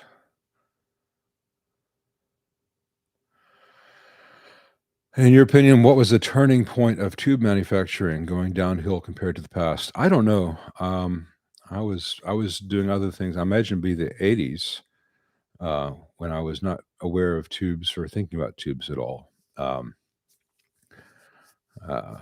so you'd have to ask someone 20 years older than I who was paying attention during the whole thing. Um, so I'm sorry, I'm not old enough to be that kind of guru. Brian D says, I have a 77 twin with some issues. Is there any forums I can use to troubleshoot? Most forums, like the Gear page or the Fender discussion, Fender TDRI, whatever or the Fender forum, you get a mixture of really good advice and really horrible advice, and lots of people giving really horrible advice, shouting at the guy who gives really good advice, and it's really hard for you as a forum member to know who knows what. Um, unless you have been working on your own amps for a good long while and have a pretty good skill set built up before you tackle a 77 twin, it would probably be better for you to find a good tech in your area than for you to try to troubleshoot based on internet forums, where with the best of intentions and the most due diligence you can possibly apply, you may still end up chasing the wrong thing. I've had just way too many amps come in where all the original caps are robbed out and they put orange drops everywhere and done what all the forums say, and they black faced it, and it sounds like shit because it still has leaky DC at the junction of the 20 nanofarad and 500 picofarad coming off of V2B, you know. So I don't, I, forums would be a lot better if I still had time to be on them. And I have seen people on forums be vicious to John Sir and Bruce Egnator and other friends of mine who absolutely know their shit, because the forum member doesn't know who they're talking to, and they just rake them on the coals because John Sir obviously doesn't know anything about amplifiers.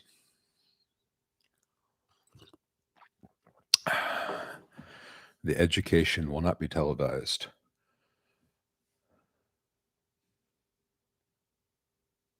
Let's see.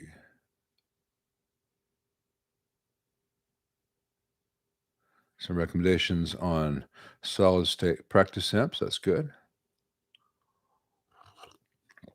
Yeah, I never trust a skinny chef. There's this Italian girl on, I say girl, she's in her 30s or 40s now, on the Food Network. Remember when the Food Network had recipes and cooks as opposed to game shows?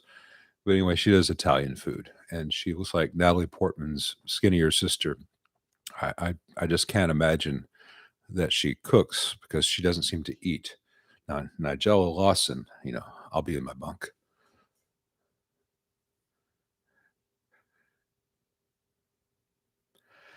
Larry Cooper says, "Do you sell a mod kit for the AC15C1 that you did on Steve Selvage's app?" No, I don't sell kits, but in that video, I tell you what I did. I, s- I jumpered essentially the 330K in series with the volume pot on the normal channel. That's R1, I believe, in that app. On the uh, bass pot, I cut the trace between lugs 2 and 3 and connected lug 3 to ground.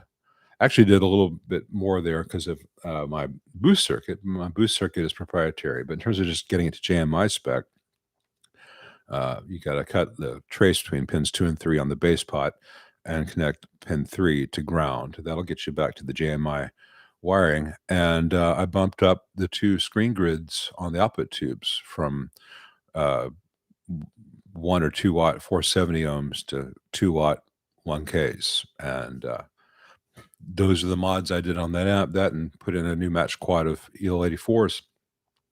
So, I mean, it's a really good amp as it comes out of the factory. Those little things just bump it up a good bit. I have a lot more that I can do to those amps, but this was just a quick 30-minute bump up for a friend. Yeah, let's talk about American barbecue is making my mouth water. Mine too, Paul Crane, even though I don't say crikey. I'm glad to know that Australians other than Steve Irwin actually do say it. And I hope that you guys are a lot less annoying when you say it than Steve Irwin was. Rest in peace, but Jesus Christ. He got on my last damn nerves.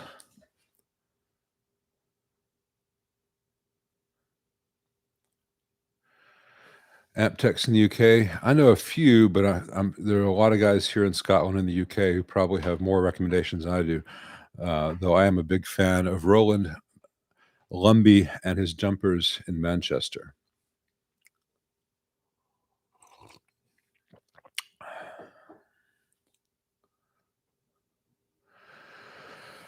TJ Fulton says I have a Vox AC4 hand wired, installed a UK Celestion Blue 15 ohms instead of the Chinese 16 ohms greenback and sounds better. Should I think about mods, keep or sell?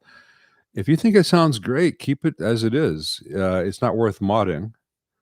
If you want to sell it, you can sell it as is, or you can sell it with a greenback and keep the blue for something else. But if you like the sound and it works for you, man, that's fine. The AC4, even the hand wired version, is not that great an amp. I wouldn't put any more money into it. The nice thing about changing the speaker is that you can always keep that blue for something else. And 15 ohms versus 16 ohms, that's just nomenclature. Either one can be described accurately as that. I think Celestion just used to call them 15 ohms. And to differentiate the UK made ones from their Asian made ones, they label the new ones as 16 ohms.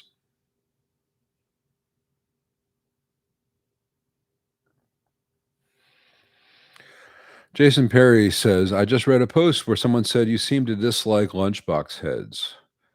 True? Are they more difficult to work on or simply due to size? I addressed this to a large degree in the Amps Under $1,000 video. I think they're kind of gimmicky. I think that, yes, they do artificially make repairs.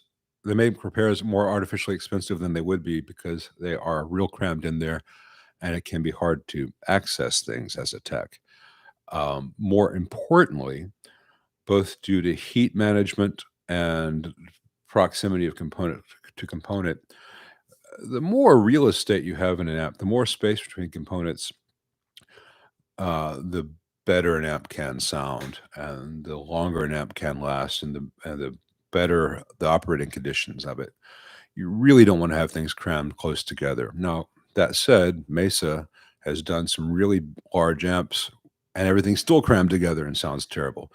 But lunchboxes, you're just not getting a huge weight savings or size savings, and you're introducing a lot of thermal issues. You're introducing a lot of repair issues. You're introducing a lot of components too close to each other. And also, if you ever change the tubes, every time you loosen those screws that hold the clamshell top in place, a lot of times those screws wear out. There's only so many times you can do that, especially on like the Vox night trains, which are horrible. I've had some of the Victory amps in, and they're much better built than the Vox night train, and they're a good example of a head box. And some of the oranges are okay, but it's all a little bit gimmicky. I just don't see the point. And that open grill just gets dust everywhere down in the tube sockets. A lot of cons, and the pros don't seem to offset it, in my opinion. Hey, Colby Jack. Thank you very much for that. Let me know how that Rivera Venus 6 comes out. Federico Spangero or Spanghero says, or is it just Spang Hero? Says, hey, Lyle. Hi, Lyle. Do you like Fane speakers? I just put an F70 12-inch in a deluxe, and it sounds really good.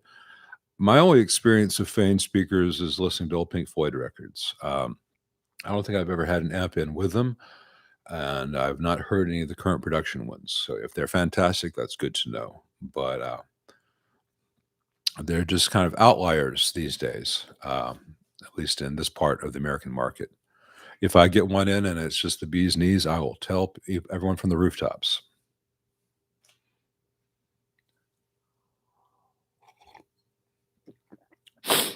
Thomas K has got a fun one. Happy New Year. Happy New Year to you, Thomas. What was the most crazy thing, or maybe even living thing, you found inside an old amplifier so far? Do most customers usually take care and clean their amps before they send them? I'll answer the last question first. No, no, they don't clean their amps before they send them. I have seen things, man. I have seen things. I had a lot of spiders, live and otherwise.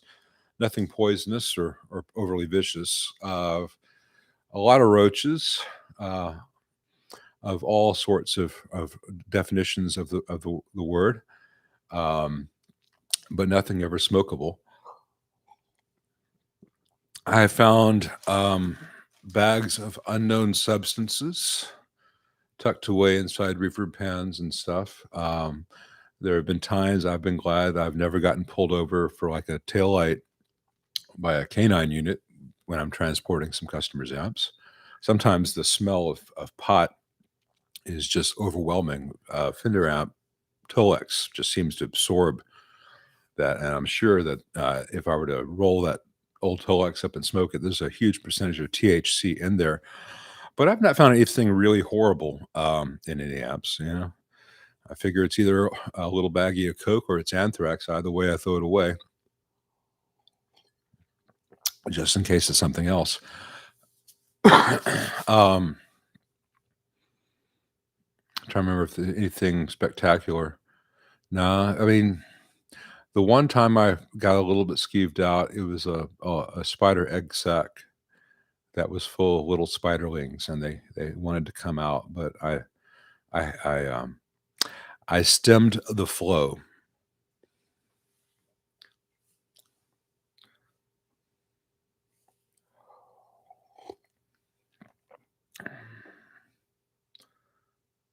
Let's see here.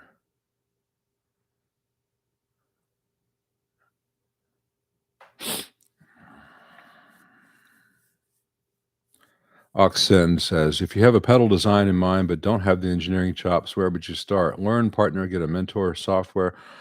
That's really tough. You won't make any money doing it, so don't think this is a path to glory. But if you have an idea for something and it does not exist on the market, I would talk to someone if you're in the Bay Area, especially find someone in the Bay Area who already does this and say, hey, can we collaborate on this, or do you have any ideas for how to realize this? Because there's going to be a lot, a lot of things that need to be resolved and solved before you can get to the point you want to get to that won't occur to you if you don't already know how to do this.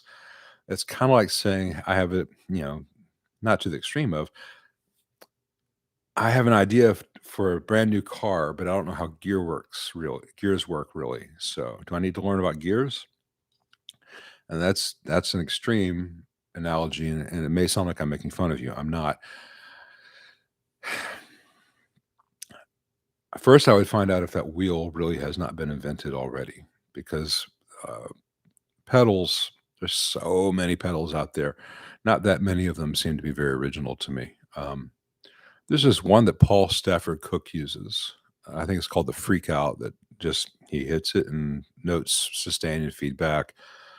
I need to check out that pedal. That sounds like a cool thing. And I love delays and reverbs and things like that. But as far as this standard analog stuff, there's so much repetition and copying. I don't mean to sound jaundiced. Let's see, where was I?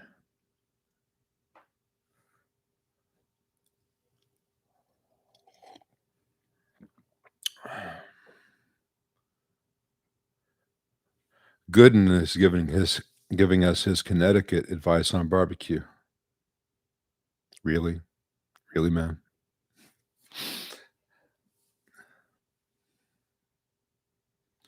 Thoughts on a Guitar Warehouse speaker for a Fender Deluxe Reverb reissue. The, uh the ET65 and the G10, G12C, those are the ones you want. Those are just phenomenal.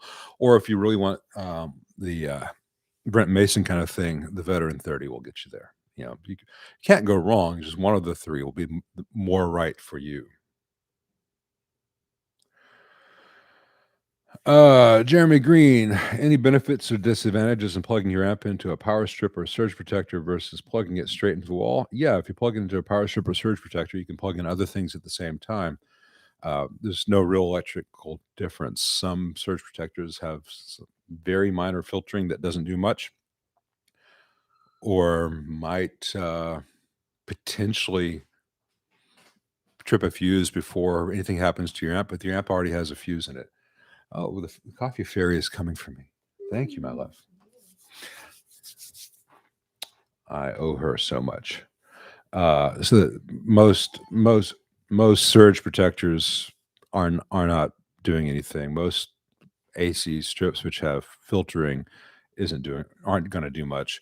But yeah, I plug amps into a giant trip light, high quality uh, multi outlet strip that does have fusing, just so that if something goes wrong on the bench that for whatever reason the amp doesn't catch, I don't have to go and deal with a circuit breaker in another room. I've got it right there.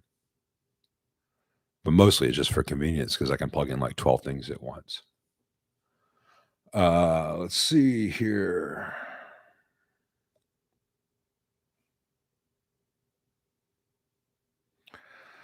Brad is saying it's 6:45 a.m. there, and he still hasn't had coffee. Man, I wouldn't even be able to type.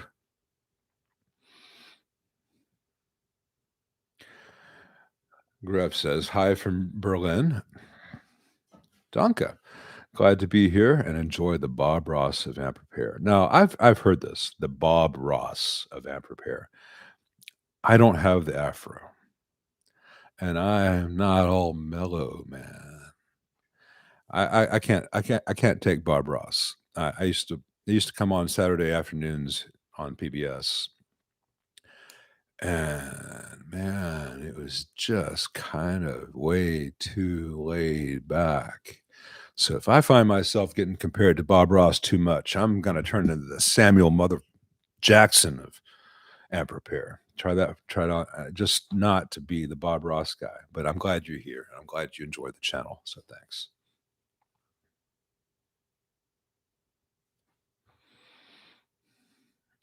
Let's see. What are my thoughts, tonally speaking, on the Fender Blonde Tone Master Deluxe amps compared to a real vintage 60s Deluxe? Thank you. Well, I have not tried the blonde version of the Tone Master Deluxe.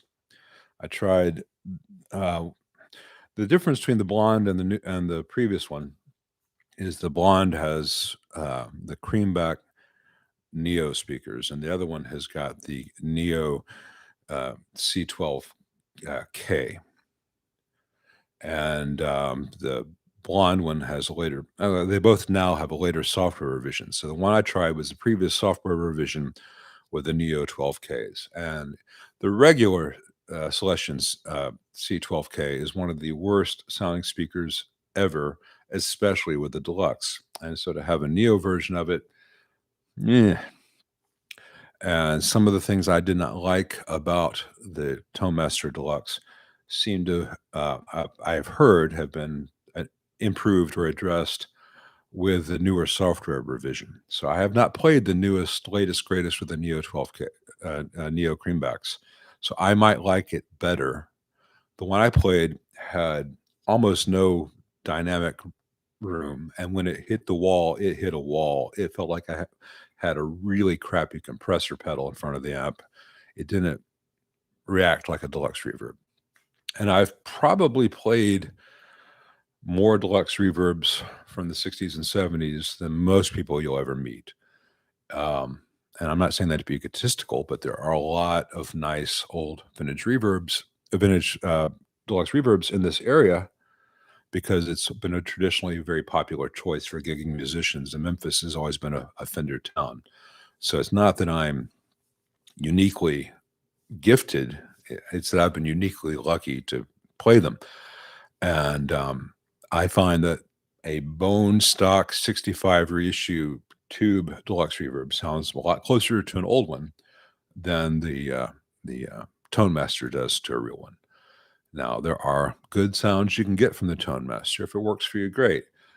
But there is a range of playing techniques that deluxe reverbs, real ones, really react well to. And the way those amps react have led to the development of certain playing styles. They don't work on the Tone Master. Um,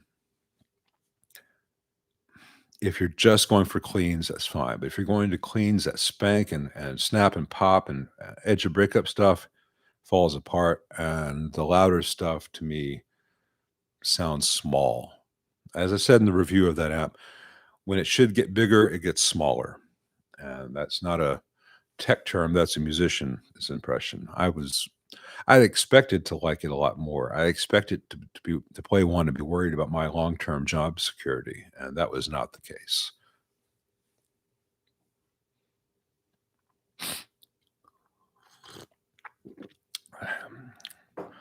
Let's see here.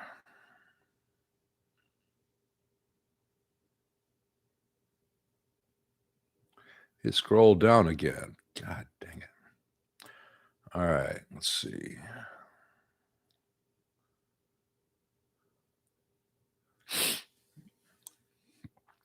ACAP says, I would love for you to open one of those Alessandro AZZ amps.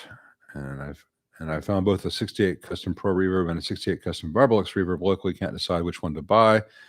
I have not looked at the Custom Pro reverb. I would avoid the 68 Custom Barbalux reverb, the 68 Custom Princeton reverb, and the 68 Custom Deluxe reverb. So I imagine the pros going to be in that same camp. They're just taking a standard amp and making it dumb and charging you extra for the privilege. You've got to then go have a lot of that stuff removed if you want a quiet functioning amp. I have not worked inside any Alessandros, so I have no opinions, pro or con. I hope they're wonderful, but I would avoid any of the Fender 68 Customs. They can be made into good amps, but the step one of that is to take out all the stuff that they put in there to make it custom.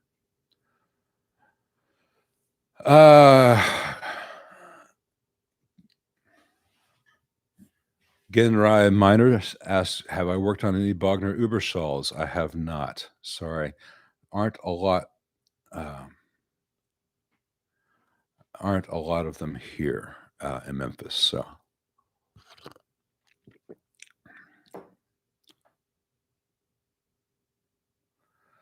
let's see.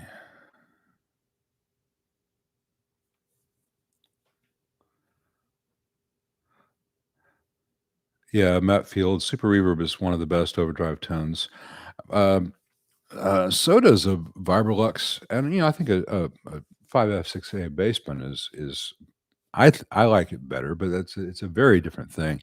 Um, but yeah, if you want to hear, if anyone here doesn't know what we're talking about, you want to hear what a super reverb sounds like cranked. Get any of the um, uh, Butterfield Blues Band records with um, I couldn't remember John Paul Jones earlier, and now I'm drawing a blank. Mike Bloomfield. All those records that he did before he joined Dylan.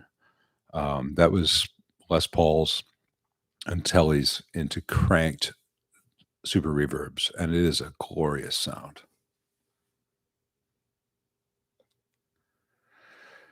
Steve Lark says, "Hello, Captain Lyle. That's Commodore to you.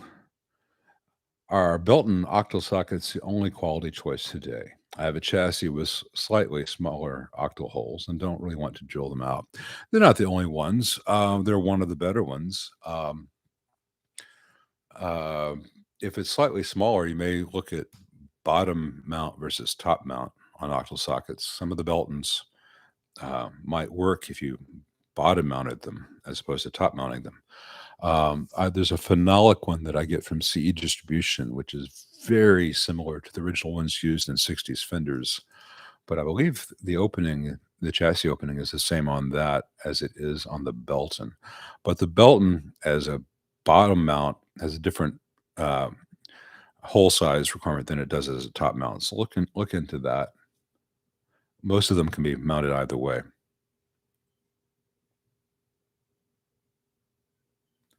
Yeah, and Tube Depot's got the Black Michael X, like Matfield says. That's another good choice.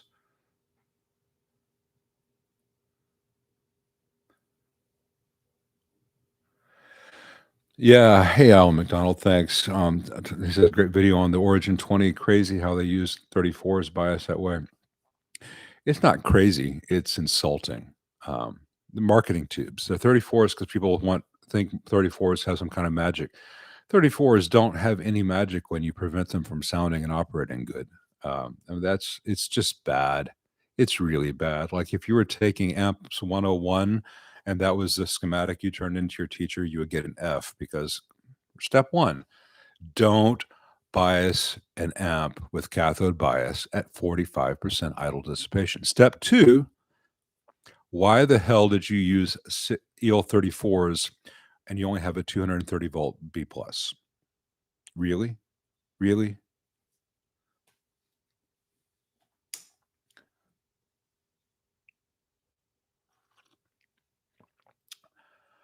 Uh, Michael Scott Beatus says a guitar modding question. Advice on wiring push-pull pots. 2 to 3 wires might need to go in a lug hole, which is very large enough to admit one wire. All right, so multiple wires into one small hole on a push-pull pot. Is there a trick to this? Tack soldering? Yeah. I will use very small diameter wire on this. I would never use anything larger than 22 AWG. And on something like that, I might go down to 26. Or I would use a switch pot, which had larger lugs. There are tricks to it, but without knowing exactly what you're trying to accomplish with what parts and what wires, I can't answer that beyond that. But or you can do what a lot of manufacturers do these days is just kind of tack solder everything and hope it holds and hope no one ever looks and they won't find out because it still says whatever it needs to say on the headstock.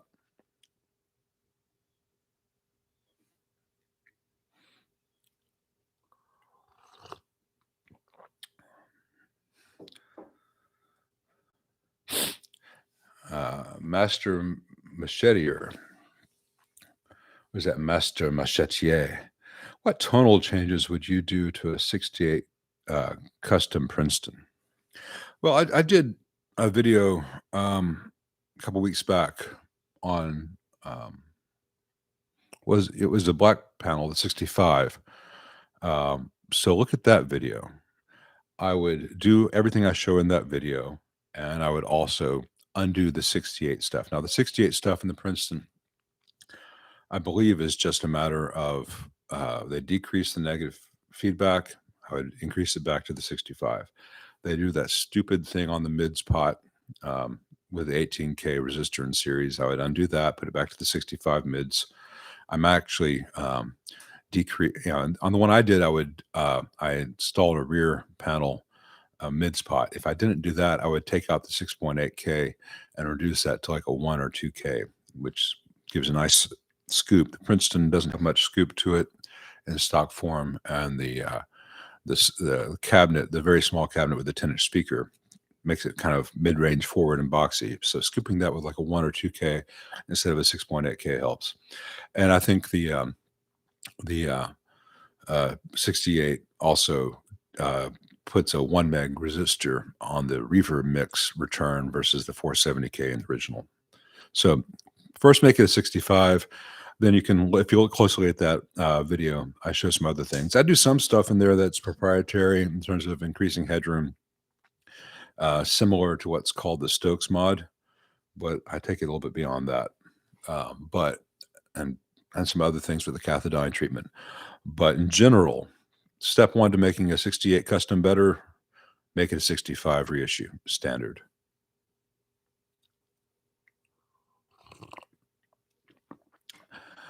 Was that a background bokeh filter there? Time to get a real camera, LOL, says Brad. I have a real camera, um, but I don't have the camera I want. I'm going to get a Sony that let me do this more for real. You know, this is still pretty good at this aperture. This is at what 1.5 f-stop. And I'm using the autofocus on this so I don't go in and out of focus as I move. I could narrow the focus on this. But yeah, I'm gonna get the ZV whatever ZVE 10 thing soon, after we get back from Europe. And then I can do stuff like this for real without having the software. But I'm just amazed that it can do the software like this in real time and not cause video lag or anything. So basically this way people don't see how cluttered everything behind me is. People are reacting to things I said an hour and a half ago here, so I'm really trying to catch up. I've not worked on any Duncan amps. I've already answered questions about Fender speakers, Edward Jones. Um, all the answers I gave on the Deluxe would apply to the Princeton as well, but the Princeton has a 10-inch. Yeah.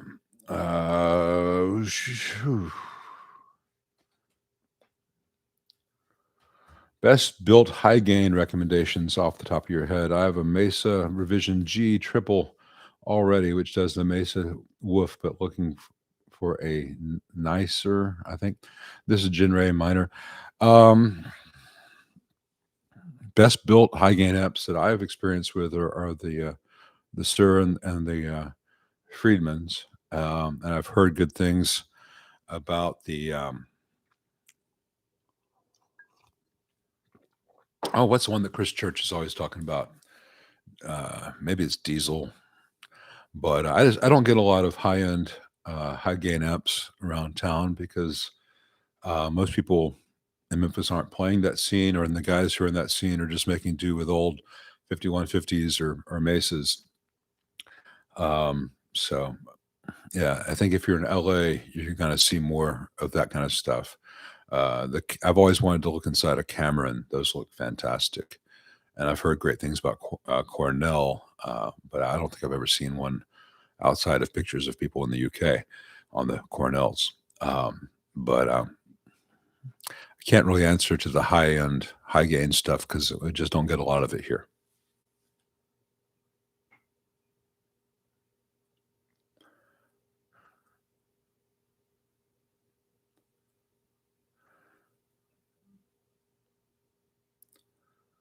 I'm skipping some stuff just to get a little more to catch up and get to questions that I can answer.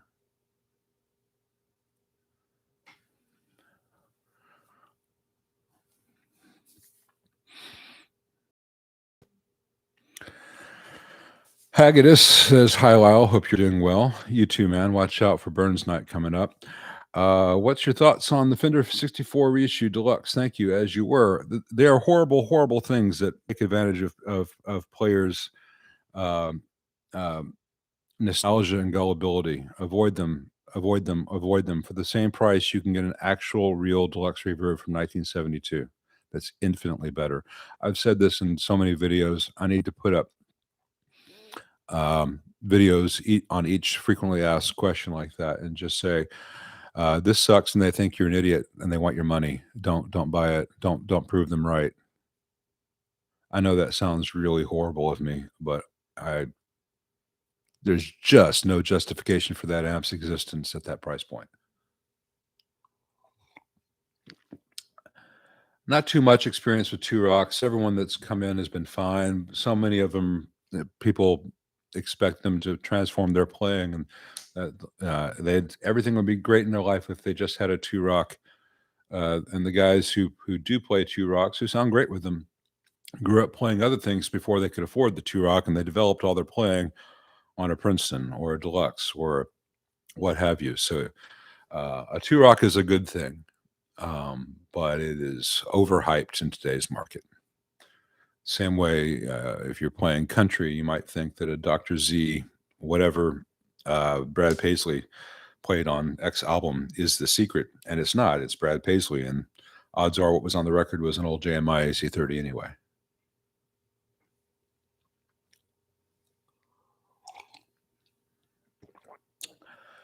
Uncle Meat says, I'm going to buy an AC15C1. Very good. If I get a tech to do the mods you have recommended, what would be a good price?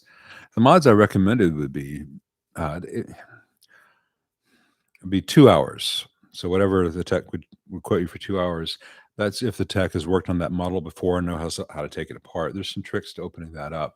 So ask the tech, have you worked on this model before?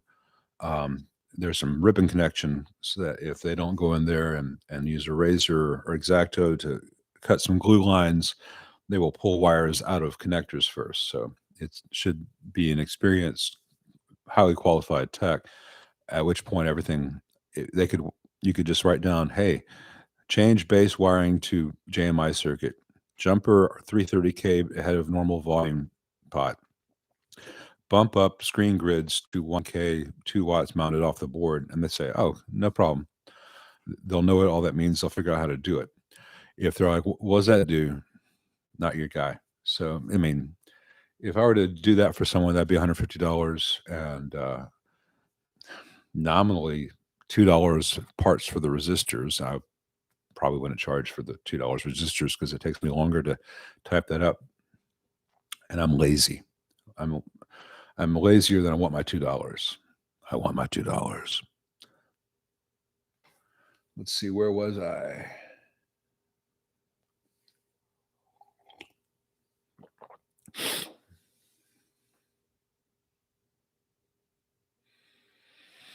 Hmm, 2150.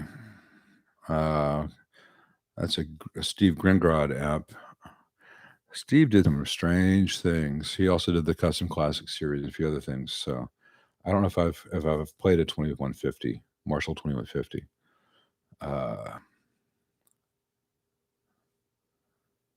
Let's see here. I think that the Jupiter speakers are actually warehouses, Edge of Eternity 101. I think they're warehouses made to a different, certain spec with the Jupiter brand. I could be wrong about that. I know the Fat Jimmies are made by Warehouse. I think the Jupiters are as well. Thank you, Jinrai Minor. I appreciate that.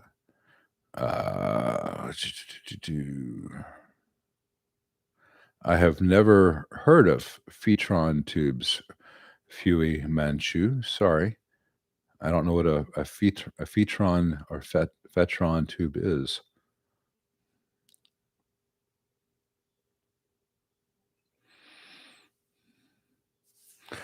Modern Vintage asks, thoughts on working on Fender amps with tremolo or vibrato circuits. Doesn't make things more difficult or anything worth mentioning? No, it's simple stuff. The only amp that they do that or amps that they do that where that can be problematic are the Princeton and some of the Tweed amps and some of the Brown ones where the tremolo vibrato affects the output bias. You got to know what's going on there.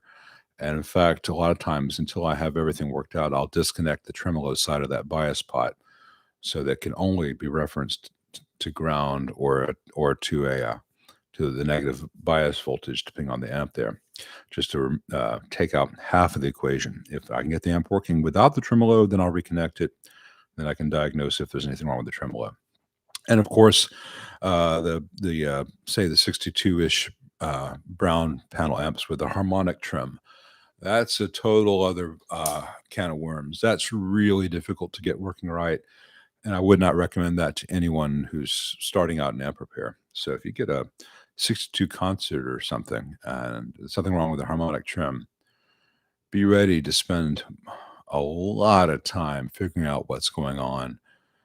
You really have to learn a lot to get that to work, and there's a reason that they only made it for like a year and a half, 2 years, because Fender could barely get it to work consistently enough to stay in production. Really complicated. All the stars had to align.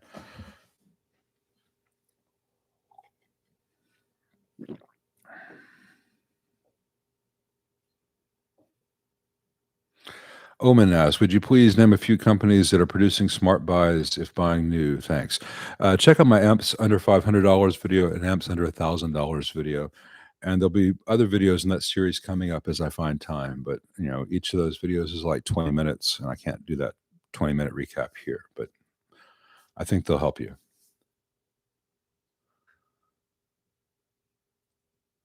Thanks, Reed Dillashaw. Let's see.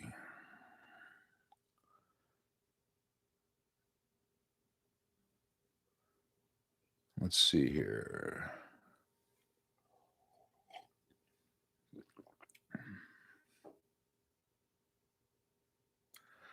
Clyde Broadway says, took your advice about not replacing my Vox for a top hat. Got new speakers for the Wharfdale ET65. Sounds great, and bought the Vibrolux with the money left over. Your chat's invaluable. Thanks so much. Well, thank you, man. I mean, first of all, top hats are really good amps. I really like top hat amps, but the Vox you already had was a good amp. It just had lousy speakers, and I'm glad that you were able to use the cost difference to buy a different flavor of good as opposed to just paying more to get a slightly better version of the good you already had. And that's an equation that will vary from player to player. For some guys, having two different flavors of good is important. Other players, it's better to say, I want this one flavor, but I'm going to get the best version of it possible. And whether that's old JMI, whether it's a top hat, whether it's a this or that, that's fine. Just uh, top of the world, ma. But for myself, I'd rather have three really good dissimilar amps than only one very expensive, great example of a certain thing. I'd rather have like 10 phenomenal examples of 10 different things, but I have not found the money tree yet myself. Let's see.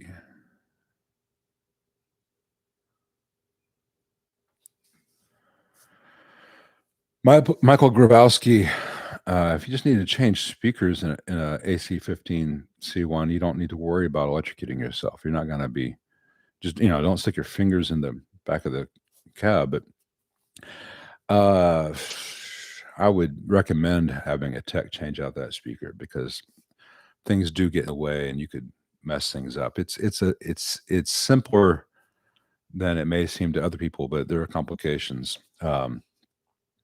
And it would be really cheap for a tech to change out a speaker in that. But if it comes to the greenback, play the greenback first. You may like it. The video a couple weeks ago with Steve, that was just a stock greenback. That wasn't a $250 Alnico Blue. The greenback sounds quite good in that cab.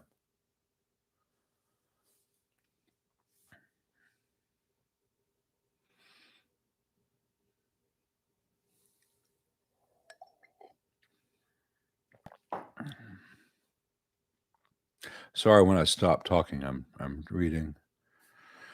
Have you guys had experience putting RMR master volume in a 2203? Is it reversible? Yes and yes. A lot of guys on the vintage amps will uh, put a RMR master volume pot in one of the two speaker jack holes, so you're not drilling a new hole in a rear panel. Because most guys these days are just using one cab with a Marshall. They're not using a full stack of two 4x12s. If you need two 4x12s on your stage, you probably don't need the master volume, and vice versa. But you can drill a new hole for it if you want to on a reissue like the 2203X. Um, Works great as long as the tech is competent.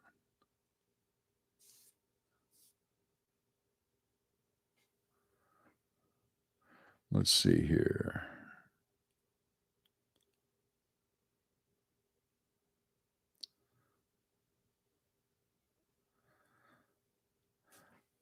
Colby Jack says, I started to sound like Brad's guitar garage, but the accent goes away quickly. He's an entirely different octave. We sound nothing alike.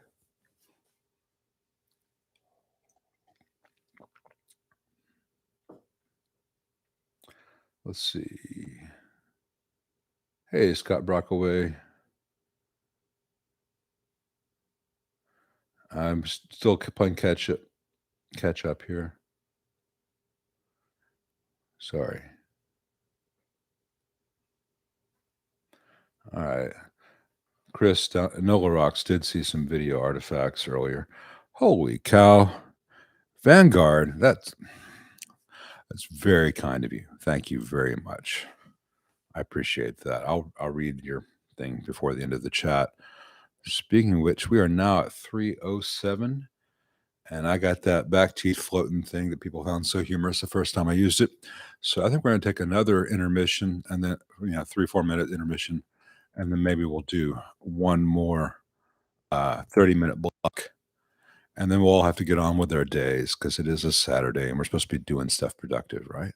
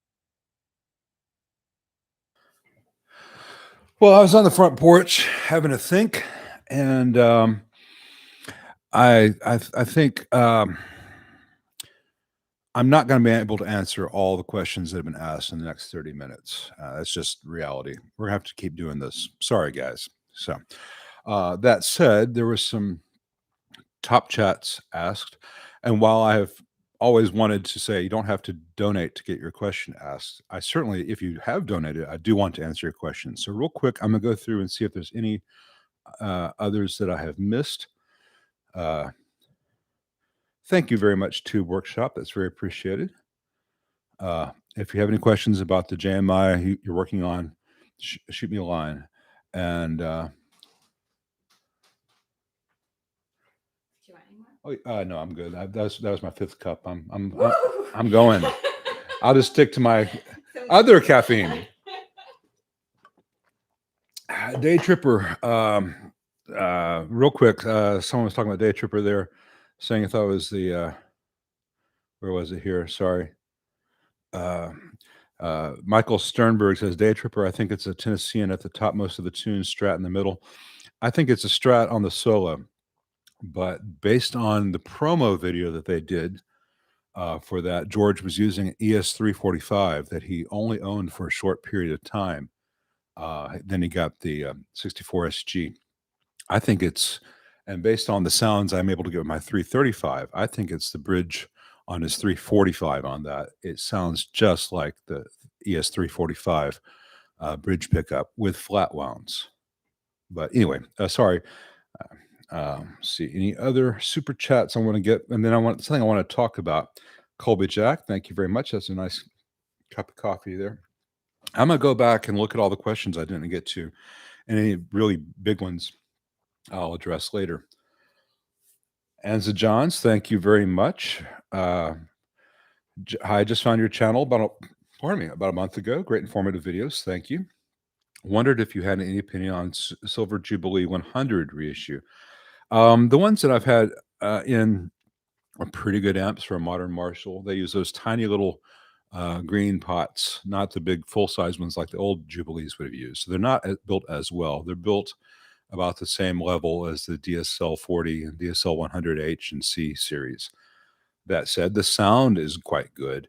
The only problems I've had in the Jubilees that I have had, the new ones, is that they are, like all things made today, prone to what are called tin whiskers. And the amp was totally dead because of a shorted tin whisker within a pot and some contact cleaner, actually some compressed air followed by contact cleaner made the sound magically come back. The issue with tin whiskers is that they will reform randomly, and that's just the price we pay for artificially inexpensive amplifiers these days. Vanguard did a huge super chat, says, thank you very much for your expertise, opinions, and dry humor. Well, I'm still working on the expertise. I'm chock full of opinions, and I try to keep the humor here as much as possible because we're talking about what are essentially very boring concepts that allow us to do creative, wonderful things. I love the fact that electrons can be fooled into making little bits of wire sound like Jimi Hendrix. Not when I play it, but it's magic to me that all these little bits and bobs make cool things happen. There's a lot of math involved in understanding how the bits and bobs do their thing to let you be creative. And so I try to find a balance between the tech stuff and the Monty Python references, et cetera, et cetera. Let's see.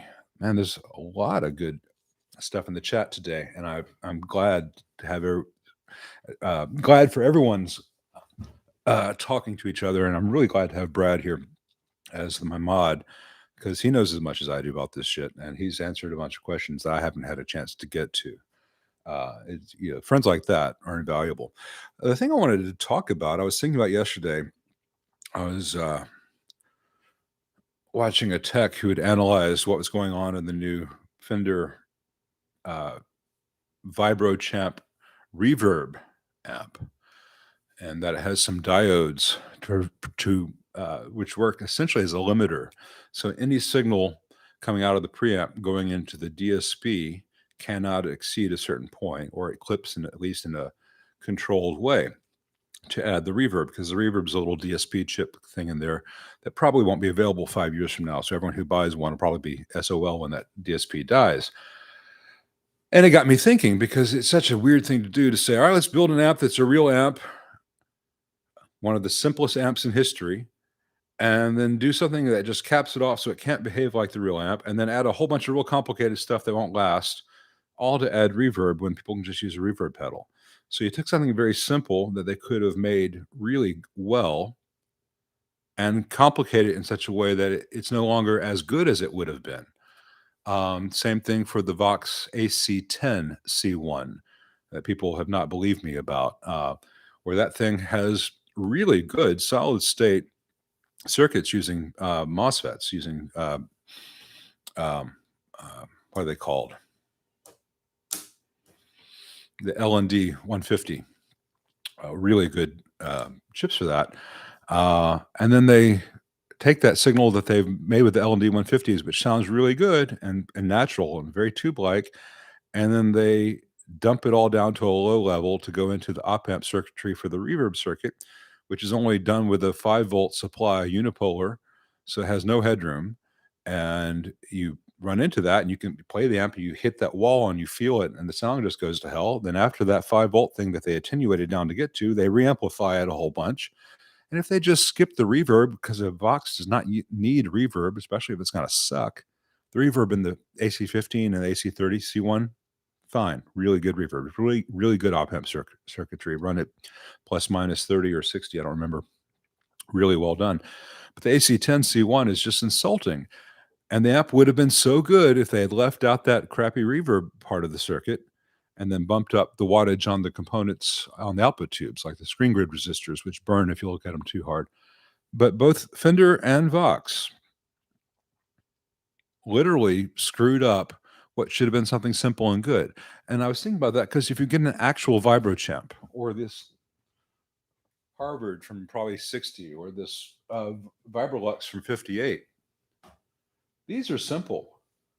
I could build one of these on a modern PCB, and the PCB would be about the size of one of these tube boxes. It would probably cost me about $40 for every component that's on the board. It might be the size of 2 of these tube boxes. If I had the money and the manufacturing ability of Vox or Fender, I could design either a fully tube amp or an amp which used LND 150s and tubes in combination, where the whole thing would be reliable and bulletproof and dirt simple and sound fantastic at a very low price point. And no one is doing that. No one is making a really good, reliable, in basic but functional and wonderful sounding amplifier for beginners or intermediate players or practice amps. You know, you get the Swart Atomic Space Reverb. Phenomenal thing, but because they're building relatively few of them, and they're having to make custom cabinets and custom chassis, and they're not doing in the quantities that Fender is, it's a $1,600 amp, which is a lot to pay for a brilliantly executed 5-watt amp. But if I had any of the resources of the large companies, I could design a modern version of this, which would look like this and sound like this and last like this. Oh, I'd think probably bring it to market about $800, $900. But they don't. So what do you guys think about things like this? And I know that in this setup, because you guys come to my channel and you come to the chats, that there's a danger of an echo chamber here where you guys are just going to tell me I'm right.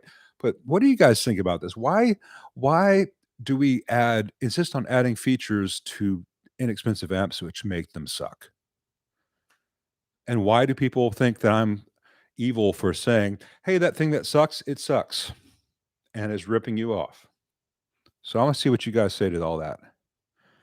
And in the meantime, um, Michael Padilla, thank you very much. I evaluated the mod filter caps for quality by watching my friends who are techs use them and report back before I took the plunge. I love the FNTs. The reason I tried the MODs, besides the fact that they cost less, is because they're 105-degree rated caps, and the FNTs are 85 degrees. And so if the MODs are good, which so far they seem to be, that's a big bump up in long-term reliability, 105-degree rated versus 85-degree rated. All right, so I'm looking at responses now.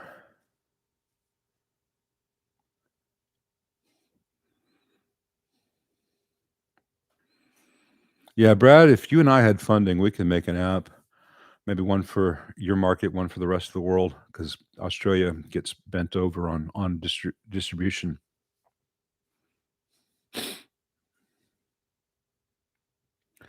Hey, Chris Robeson. Yeah, I love Chronic Town too. I don't have any thoughts really on the modern Epiphone Sheraton. I've only liked the 62 reissues that my buddy has been getting, which are closer to Riviera's. The Sheraton I always thought was really heavy, and I don't like the neck profile.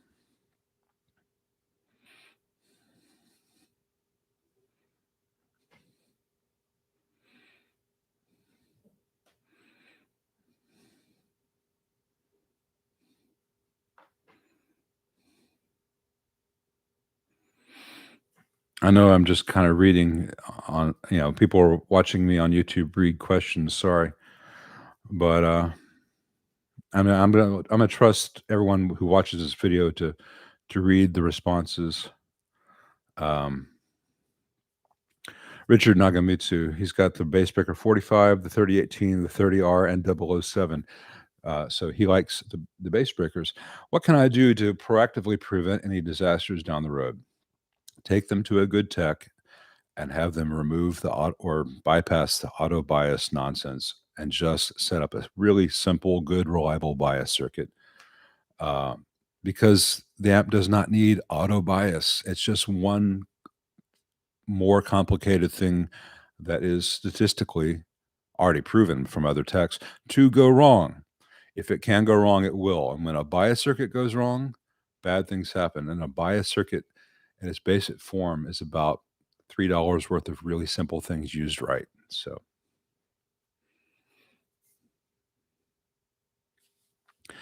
Brad says, I encountered the feature creep in the shoplifting industry. I did not know that you guys down in Australia had elevated shoplifting to an industry. I mean, I know you're all descended from criminals, but damn, a whole industry? I'm going to get so much hate mail from down under.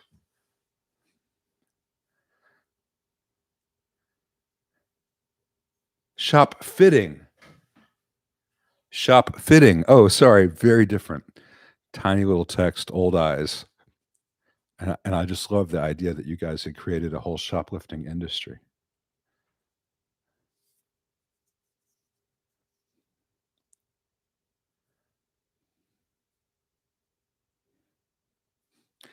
I'm not telling anyone that they're a fool or wrong for liking an amp, but sometimes you got to say the emperor is naked.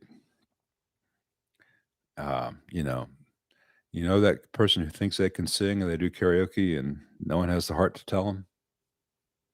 Sometimes you got to step in and say, "Yeah, that's not really your key."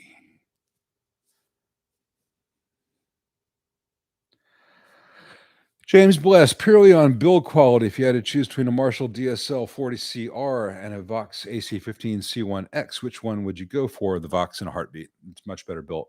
The DSL 40 series is really well built for its price point because it has a lot more features than the AC15 at a comparable price point. But the AC15 does what it does much better. It's just the DSL40 does more things more loudly. So for some players, it'd be a good choice. But the Vox is better built than the Marshall. Shop fitting, yes. Sorry.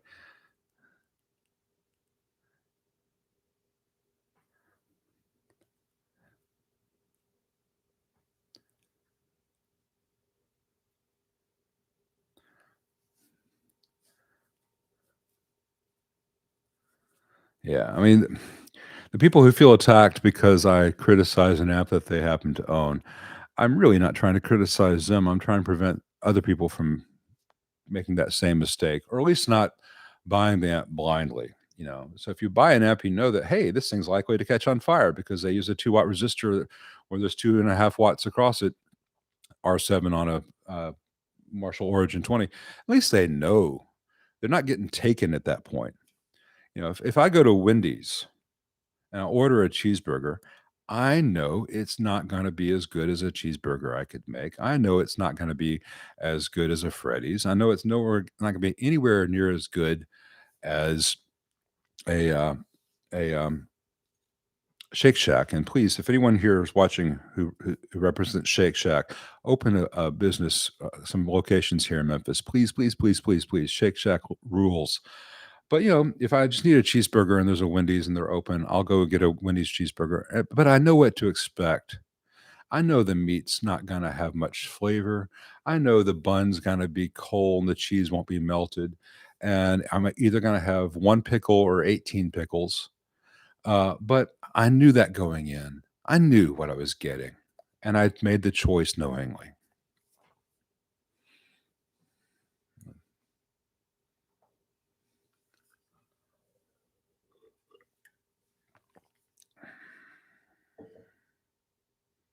Let's see. Modern Vintage says, "Are vintage amps like vintage pro audio gear in the sense of not using them for a while can introduce problems that using them doesn't?" Yeah, filter caps have an electrolytic in them, which is supposed to stay wet. And if you use it, it stays wet. And if you don't use it, it dries out and failure modes accelerate. Um, yeah. Yeah, I could make a 5E3 probably closer to 12 to 1500 um, if I had the manufacturing ability. But I want to add reverb and I want to add a whole bunch of voicing switches and I want to add channels changing and I want to add an effects loop. I would make a really good basic amp like they used to.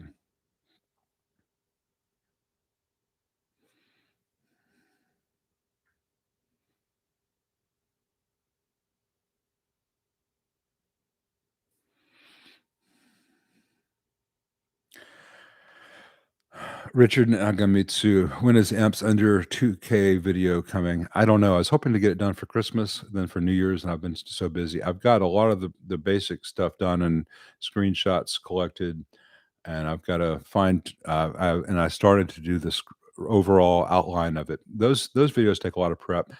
Maybe by the end of the month. Jason Perry says In and Out. In and Out and Five Guys are pretty interchangeable. I know the guys love their monster sauce and all that stuff. They're fine, but Shake Shack kills In and Out, kills it. Sorry, no question. I'm a fat man. I know this thing. I know my cheeseburgers. I'm also a cook, which is why I'm a fat man. Um,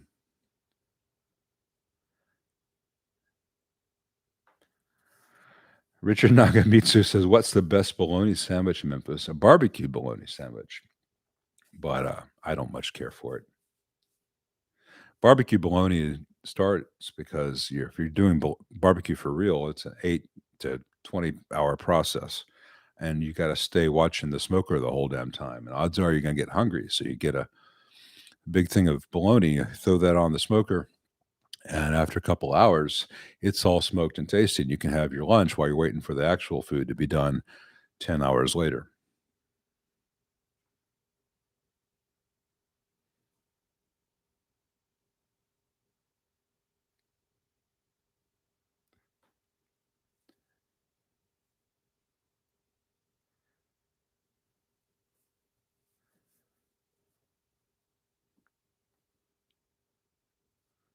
Yeah, I mean, Matt Fields, he says, "I built and sold F5E3s in 2016 for $1,600 flat using off-the-shelf good parts." Yeah, and you take that and then you scale it to, you're gonna say, "I'm gonna make 10,000 of these, and we've got a production line to do this." You can get that price way the hell down, but you can't introduce things that make it suck, and Fender and the other companies always wanna make it just that much worse. Tube Workshop says, "Okay, well, you did it. Now I want a cheeseburger." Me too. Me too, man. I'm probably not gonna do apps over 3K, or because, I'm basically trying to steer people away from the common mistakes, and if you're gonna be spending 3K, first of all, most of the things over 3K are really good. Second of all, you're gonna it's a smaller group of people looking in that price range, and they're gonna be able to do their research. And if you have questions about whether to buy this 3K amp or this 4K amp, pay me a consultation fee, and I'll be glad to do an individual recommendation for you because you got the money. But mostly I'm trying to make sure that people who are being very careful with their money and they're going to make this purchase and they need to think about this purchase that they don't make a bad purchase or at least the wrong purchase for them. So I'm really over 2K. I'm gonna stay out of it. I'm not here to make videos just for the sake of getting the clicks. But I think if I can say, hey, from a text perspective, these amps under 2K, that's pretty much a good place to stop. I might revisit the concept every couple of years and just say, hey, this has come up on the market. This is really good, or this one that used to be a good one has gone downhill, whatever. Anyway, and now I'm also thinking about barbecue, and I'm thinking about cheeseburgers, and I think I'm going to go over to Payne's, and I'm going to get a jumbo chopped hot, and I might share a picture of it on the site for you guys later. Um, I think it's time to sign off. I really appreciate everyone joining us for these. I really enjoy this group of people, being able to talk with you. I wish I wasn't just so much talking at you. I wish and my hands are my face. Ooh, my hands are my face. Um, when I do the uh, better lit videos, I won't do the background thing. But I think it's time to sign out and everyone go get something to eat, even if it's a veggie sandwich because you're evil.